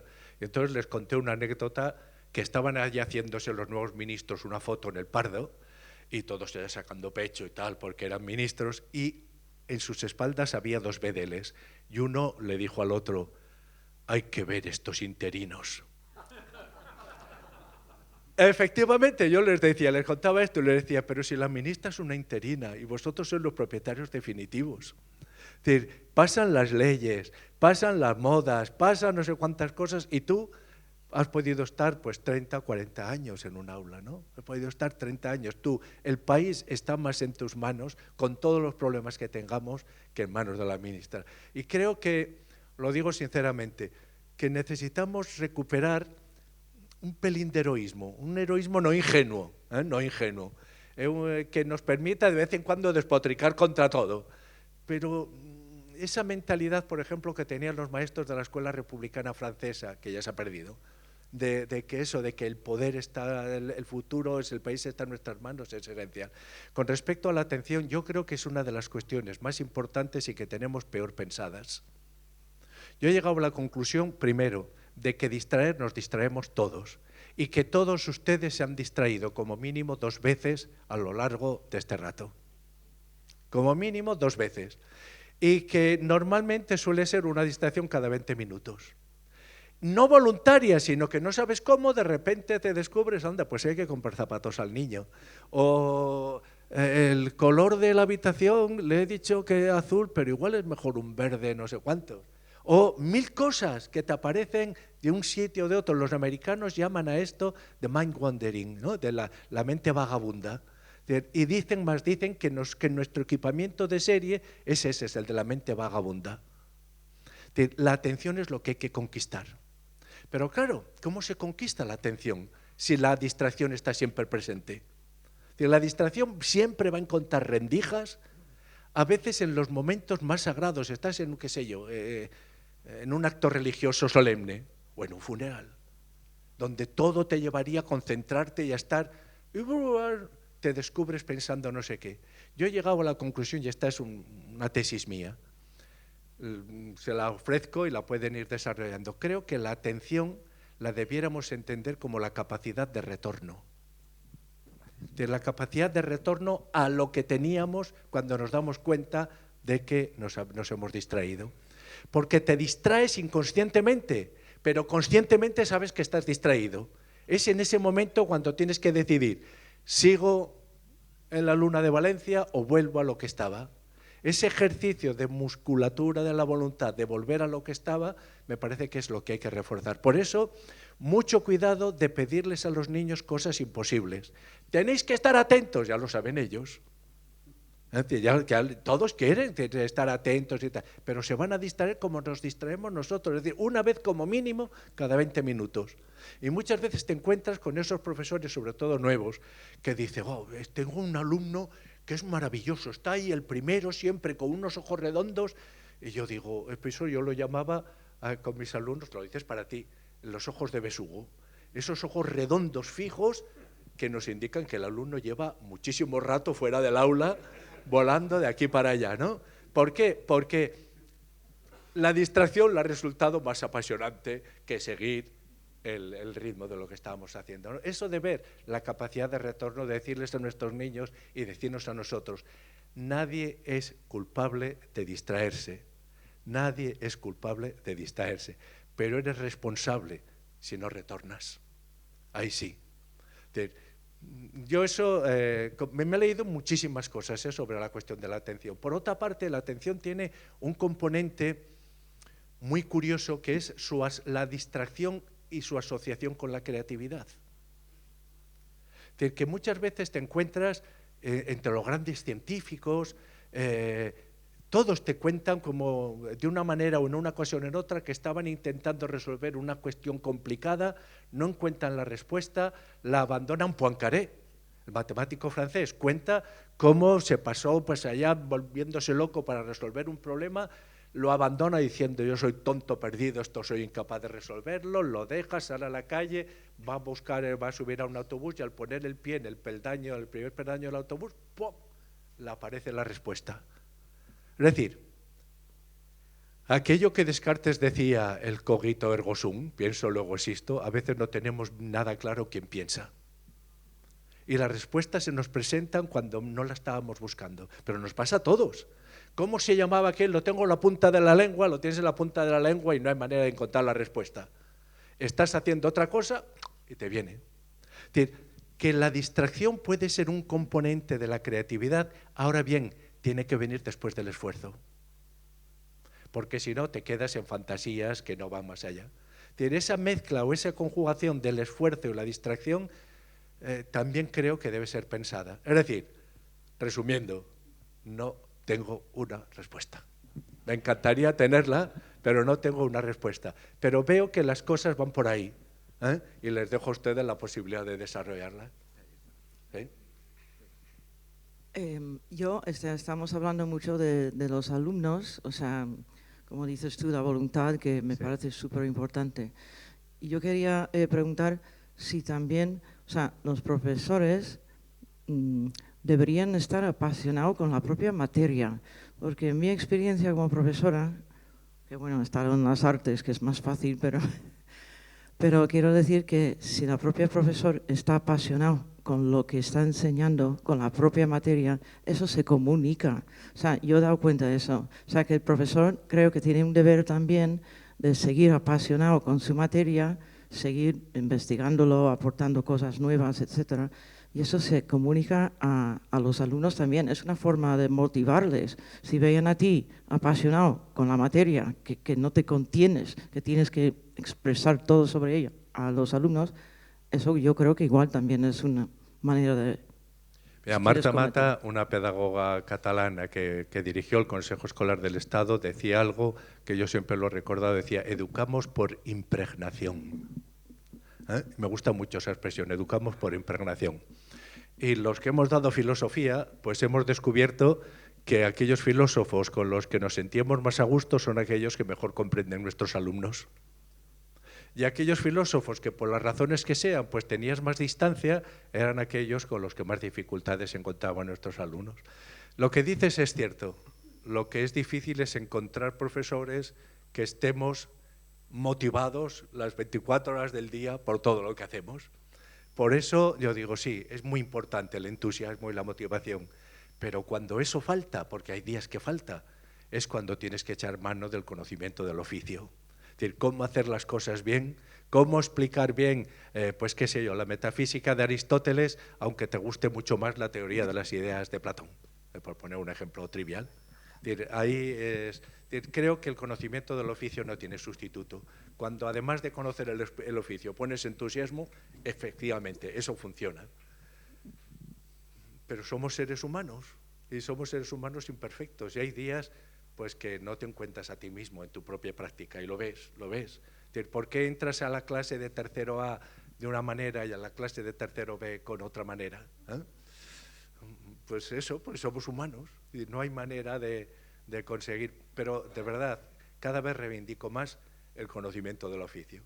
O sea, porque no le estás, cuando tú, qué sé yo, a un lampista, pues, o a un albañil, lo que queráis, no le estás pidiendo que sea entusiasta de su trabajo, pero sí que te haga un trabajo profesional, ¿no? Si es entusiasta, mejor, porque lo hará todo con una actitud mejor. Pero si le falla el entusiasmo, que la profesionalidad no le falle. A los profesores también, ¿sí? Sí, muchas gracias. Pero yo estoy con la profesora que hablaba ahora, y por acabar como en espíritu, me recuerda El mal de escuela, el libro de Mal de escuela de Pénac. Sí, Le llamaban en Francia el zoquete, un chaval que no atendía. Por cierto, la atención se mantiene en el ámbito universitario máximo de 20 minutos. Somos nosotros los que tenemos que cambiar la metodología, porque ni siquiera un universitario puede estar una hora entera escuchando a tiempo completo. Es lo que he leído en investigación. Pero de todas formas, este chaval, Pénac, era el zoquete, no atendía, pero llegó un profesor casi en su jubilación y le dijo, vas a hacer una cosa, vas a escribir tu propia biografía, pero no voy a permitir ni una falta de punto, de coma, de interrogante. Bueno, escribió su biografía y ahora es un escritor de fama. Esto quiero decir que un buen profesor es capaz de sacar de un alumno sin atención y con grandes dificultades, era el zoquete en la escuela, una gran persona. Sí, pero cierto, pero yo creo que hay que mirar las cosas con un poco más de generosidad hacia los profesores. Quiero decir que nadie tiene la respuesta para todos sus alumnos. y que todos los años experimentas el fracaso con algún alumno. Sí. Que ese éxito es maravilloso y a veces lo encuentras con ese alumno que parecía perdido y encuentras la manera de conectar con él y cambiar su vida. Es cierto, pero también es cierto que está ese otro alumno que no sabes cómo acceder. Es verdad. Y que acaba el día y dices, ¿qué demonios pasa aquí? Pues si resulta que tú tienes dificultades y el profesor de historia tiene mayor facilidad para acercarse, bien, pero a veces te encuentras esos niños con un cierto blindaje con los que es muy, muy, muy difícil. Es decir, no hay profesores, de eso hablamos muy poco. Yo, sin embargo, defiendo que tenemos que hablar abiertamente de nuestros fracasos, de cómo sobrellevamos ese fracaso que a lo largo del año tiene siempre al menos con un alumno, y cómo sobrellevarlo de tal manera que el entusiasmo de uno pueda compensar lo otro, ¿no? Por otra parte, yo conozco los datos de Cataluña mejores que los de aquí, 100.000 docentes en Cataluña, 100.000 docentes. Si quieres tener cubiertas todas las plazas, no puedes ser especialmente exigente. Hasta aquí puedo leer. Ya, también es verdad que, bueno, yo como docente pregunto muchísimo al alumnado de secundaria fuera de las aulas, ya estoy jubilada, y pregunto, ¿estáis contentos? ¿Vais contentos al colegio? Y la mayoría me dice que no. ¿Cuántos profesores hay vocacionados? Y la mayoría te dice que no, y llegan a más del 50%. Y a mí esto sí que me preocupa. Y en el ámbito universitario también. Tengo varios alumnos que, bueno, estoy atendiendo por distintos motivos, universitarios, y no llega a la mitad el profesorado que está motivado.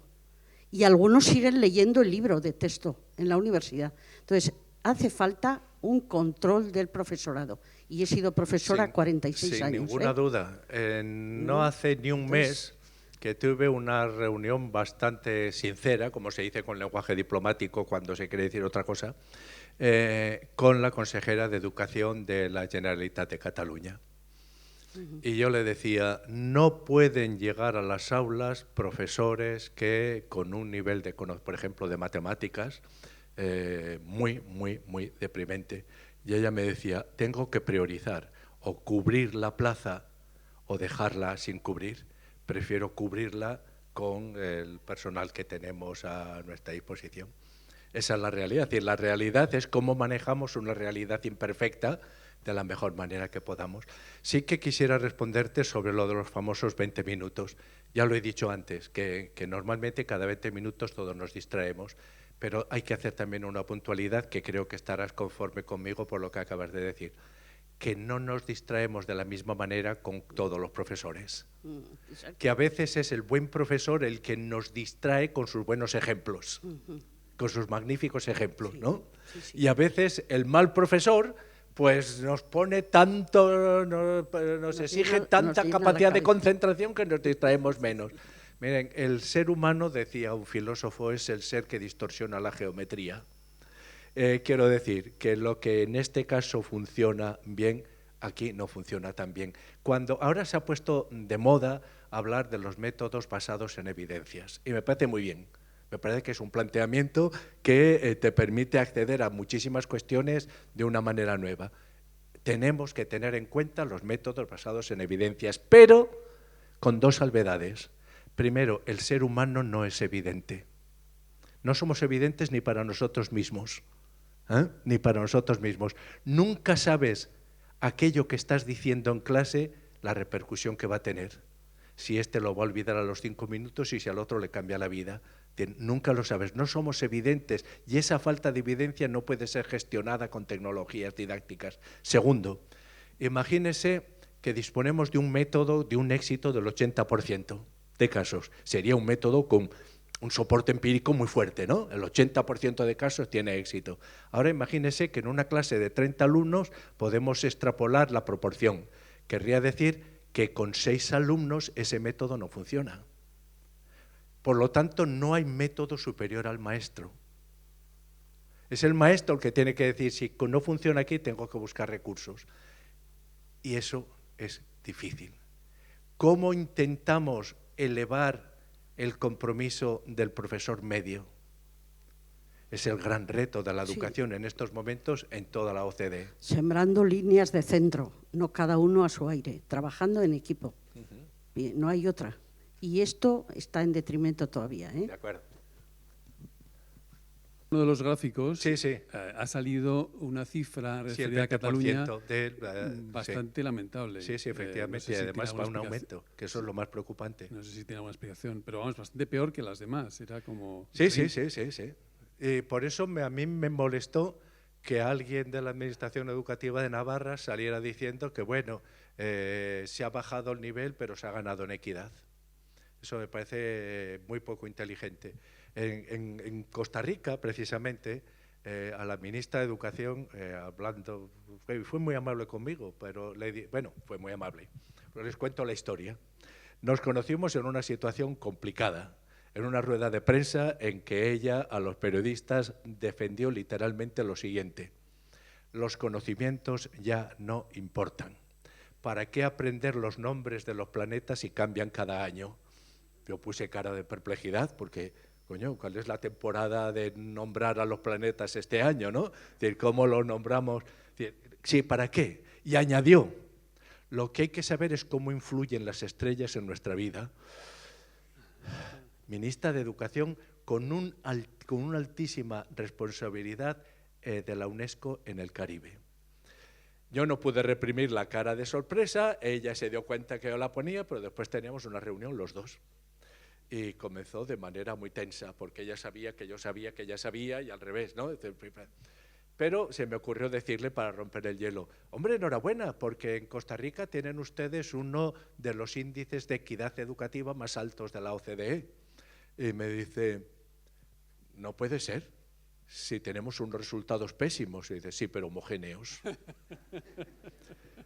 Claro, es decir, cuando la equidad se mide por la dispersión, es un concepto tramposo. Es un concepto tramposo. ¿Qué preferimos? ¿Una equidad en el que todos tengan 3 o una equidad en los que unos tengan un 10, otros un 8, otros un 7, otros un 5? Es decir, ¿qué preferimos? Y a veces el fomento de la equidad nos lleva a perdernos. Yo creo el compromiso para mí noble es como conseguir que todos den lo máximo de sí a partir de las condiciones en las que están.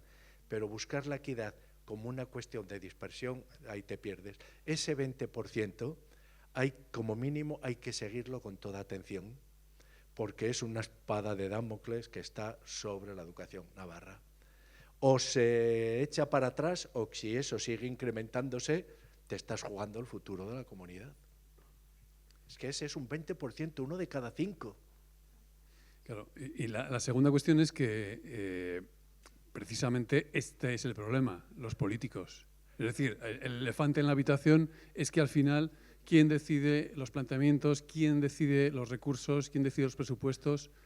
¿Qué se puede hacer para incentivar? Pues sabiendo, yo me conformaría de verdad que las leyes y las normativas educativas concretaran al máximo que quieren conseguir, que es la única manera de poder evaluarlas. Porque el peor de nuestros vicios es que tendemos, y aquí no estoy hablando de Navarra, sino yo diría que en general de todo el Mediterráneo, de los países del Mediterráneo, el peor de nuestros vicios es que tendemos a evaluarnos a nosotros mismos por la altura de nuestras intenciones. Y son tan altas que si después los resultados no están a la altura, peor para ellos. ¿Saben aquella anécdota que se cuenta de Hegel, que un día en su clase un alumno le contestó que tal hecho no estaba conforme con su teoría y Hegel pegó un golpe encima de la mesa y dijo, pues peor para el hecho? Es decir, pues aquí a veces funcionamos de esa manera, ¿no? Como nuestras intenciones son tan nobles y son tan altas, después nos cuesta aceptar que los hechos vayan en contra, ¿no? ¿Quiénes son los hechos para llevarnos la contraria? Por eso me gustó mucho la actitud del primer ministro, no sé cómo le llaman al primer ministro de Escocia, el ministro secretario, no sé cómo le llaman, tiene un nombre específico, ¿no? Me gustó mucho decir, señores, yo aprobé esto con este convencimiento, me he equivocado. Como me gustó mucho, por ejemplo, el análisis que hicieron los suecos cuando dicen, fíjate, es una cosa curiosísima que tampoco nos ha llegado. En Suecia, a lo largo del siglo XIX, la Iglesia luterana sueca impuso a los pastores protestantes el deber de enseñar a leer y a escribir a toda la comunidad. ¿Por qué? Porque leer y escribir no es un derecho que tú tienes, sino es un deber moral que tú tienes, porque tienes el deber moral de leer e interpretar la Biblia. Claro. Eso es lo que favoreció que cuando comenzó la industrialización, Suecia era de los pocos países que disponían de una población que estaba alfabetizada. Y eso es lo que pasó, lo que le permitió pasar de una situación de extrema pobreza a un despegue económico considerable. En Finlandia, a mi modo de ver, ha pasado también algo parecido. Ha pasado algo parecido, porque no sé si recuerdan ustedes cuando se decía los niños fineses comienzan la escolaridad a los 7 años. A mí eso no me cuadraba. Es decir, aquí algo falla. No puede ser que comiencen la escolaridad a los 7 años y que acaben teniendo los datos de comprensión lectora mejores de la OCDE. Entonces, lo que hay que hacer es eso, es investigar, mirar, preguntar, ponerte en contacto unos con otros. Claro que entran a los 7 años, o entraban a los 7 años, ahora ya no. Pero es que en esos años previos a la escolarización habían pasado muchas horas leyendo, escribiendo y comentando textos, porque para la Iglesia luterana protestante de Finlandia, la interpretación, la lectura en familia y la interpretación de textos es esencial. Y en ese informe que les decía antes, se recoge esa sospecha. Ha sido la pérdida de los valores de la Iglesia luterana protestante de Finlandia, lo que puede estar detrás de la caída de nuestros resultados. Y les diré más. Creo que cuando se comparan los resultados de los distintos países de acuerdo con los datos de PISA, es imposible encontrar un elemento material que los unifique. Es decir, ni los sueldos de los profesores, ni las ratios de alumnos, ni los métodos, ni las horas lectivas, nada de eso. Y sin embargo, hay algo que les permite 3 minutos. Necesito 3 minutos para contar esta historia. Absolutamente real. Durante la primera campaña electoral de Obama, que a mí me sorprendió muchísimo porque echaba unas broncas a los negros de mucho cuidado. Después cambió en la segunda, pero en la primera les decía, además estaba yo allá, es decir, que lo estaba siguiendo, les decía, es cierto, la Reserva Federal nos explota y no nos tiene en cuenta, no sé qué, no sé cuántos. El gobierno de Estados Unidos es plan, todo en los ayuntamientos, todo lo que quieran. Pero si un padre prefiere irse al bar antes de quedarse a leer un rato con su hijo, el culpable es el padre, no el gobierno. Claro, como no estás acostumbrado a que un candidato eche broncas a los electores, a mí eso me pareció una cosa magnífica.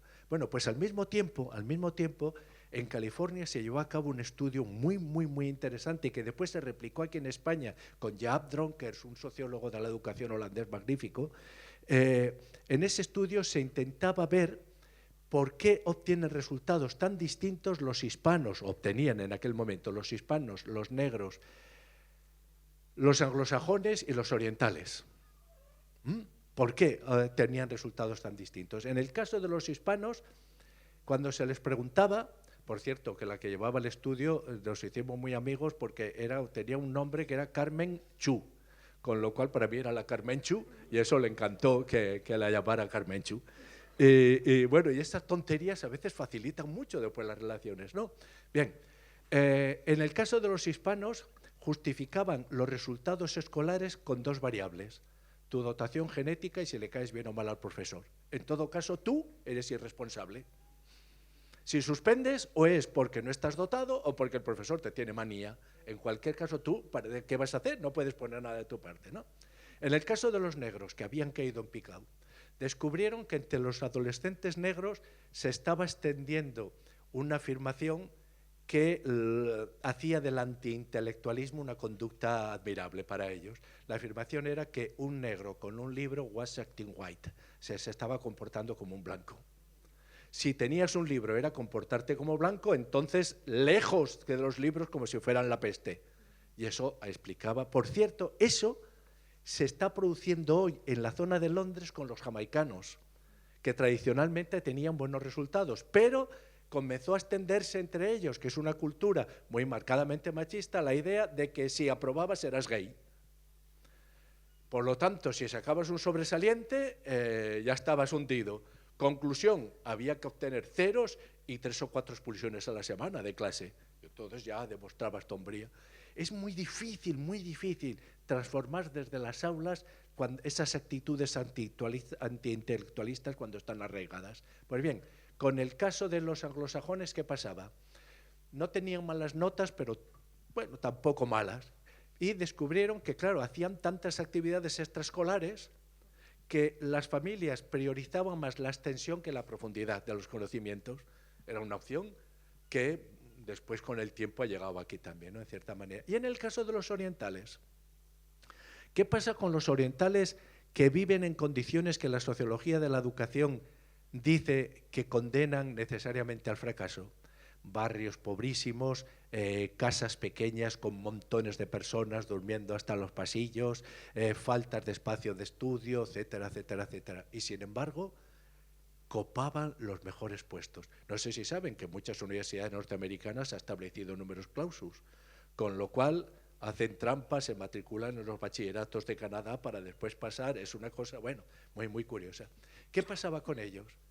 Que ellos conciben el aprendizaje como un componente con un componente moral y afirman que no hay situación tan mala que no se pueda mejorar con un poco más de esfuerzo. Porque eres tú el que te está formando. En ese tiempo conocí también a una investigadora, a Michu, una socióloga de la educación, que estaba estudiando precisamente esta cuestión. Y me decía, cuando les pregunto a los padres occidentales qué palabras asocian inmediatamente a aprendizaje, me dicen todos conceptos intelectuales: escuela, libro, maestro, matemáticas, clase, profesor. Cuando les pregunto a los padres orientales qué palabras asocian automáticamente, me utilizan expresiones como tener hambre, tener sed, crecer como un árbol frondoso, y ahora no me acuerdo cuál era la otra, checu o chacu, no recuerdo cuál era la expresión, que era comer amargo.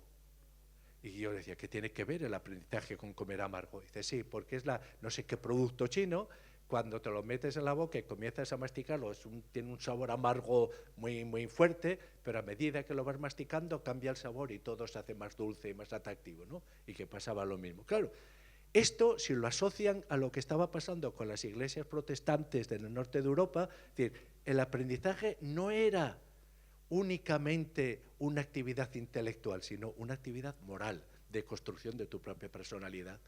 Y creo que esta es una batalla que aquí hemos perdido. Voy a ser muy rápido porque ya es tarde. Que justamente pero oigo poco, pero mal. Que lo que estabas diciendo, justo ahí lo de eso, que el aprendizaje de verdad, como decía mi compañera aquí de profesora, que aprendizaje es para la vida. Y tanto se habla hoy en día que están las competencias para prepararlas para la vida, pero están todo el rato tratándolo como unos menos válidos, que si tienen ¿no? O sea, la inclusividad, la diversidad, si queremos realmente prepararles, me venía a la mente un poco de humor, que cada profesor es distinto, hay diversidad enorme de maneras de enseñar y de si son mejores o peores, pues déjalos así, porque eso es el mundo real. Cuando van por ahí van a encontrar como sus profesores, algunos mejores, algunos peores, algunos que te entienden, otros que no te entienden, y eso es el mundo real. Y tú tienes que sacar adelante tus notas, tu aprendizaje, da igual, profesor. Si tienes suerte, tienes uno bueno, pero si no, ahí está la diversidad de verdad del mundo real. Una vez se presenta en mi casa el médico del pueblo, no el maestro. Le dijo a mi madre una frase fatal. Gloria, tu hijo vale para los estudios. Hasta aquel momento, pues yo, no había problemas, todo crecía, y a partir, claro, si vale para los estudios, ¿qué haces con él? ¿Qué haces con él? Y aquel hombre, don Ramiro Layana Goyena, me llevó a casa, me dio una serie de libros, me decía, tú te los vas leyendo y cuando te parezca vienes a mi consulta a decirme lo que has leído. No tienes que hacer ni cola ni nada. Es decir, una cosa parecida a lo que comentábamos antes de Francés. Y yo más contento que para qué. Iba allá, me leía no sé cuánto, saltaba la cola de todos y entraba allá, le contaba lo que había leído. Yo no era consciente que el hombre me estaba haciendo una evaluación, pero me la hizo. Eso, cuando te encuentras con una persona de este tipo, te cambia la vida. Es cierto, te cambia la vida. No solamente te enseña cosas, sino que crea trayectorias totalmente distintas. Bueno, para mi gran fortuna, y ahora una historia que se motiva y un pelín lacrimosa, bueno, pues tuve que conseguir becas de la Diputación para ir a estudiar aquí o allá, 1000 cosas de ese tipo que ahora no es momento tampoco de explicarlas. Pero siempre le estuve agradecido a aquel hombre, porque hizo conmigo lo que ningún maestro de la escuela había hecho, ¿no? Y por lo tanto siempre estás en deuda con él. Tuve la inmensa suerte de que cuando me dieron la medalla de Carlos III Nobre, hice un pequeño discurso de agradecimiento y se lo dediqué a él. Le dije, pues si he llegado hasta aquí, entre otras cosas, es gracias a don Ramiro Layana, médico de Azagra, pim, pam, pam, pam. Y el hombre me escuchó. Y al poco tiempo se murió, estaba ya con una situación terminal y tal. Efectivamente, cuando te encuentras con un buen profesor, no es que te proporcione más conocimientos, es que cambia totalmente la trayectoria de tu vida, pero no tenemos manera de programarlos. No hay manera de producir en serie personas. Cuando aparecen, se cruzan en tu camino, pues te ha tocado la lotería. Te ha tocado la lotería. Bueno, señores, ya estamos, ¿no? Bueno, pues muchísimas gracias, maestro. Bueno, pues ha sido un placer muy grande. Yo creo que además una de las cosas que más se valora, por lo que me van diciendo, acuérdese del velcro, que eso lo Gregorio, resume todo. Es el sentido común. O sea, todo lo que ha dicho rebosa por todas las esquinas sentido común. Es verdaderamente muy... Vamos, para nosotros, para el PIDA más, que lo que buscamos es justamente el desarrollo de ese espíritu crítico. Utilizar como herramienta el sentido común es fundamental. Y para eso, pues, hay que reconocer que Gregorio es todo un maestro. Muy bien, pues muchísimas gracias a todos.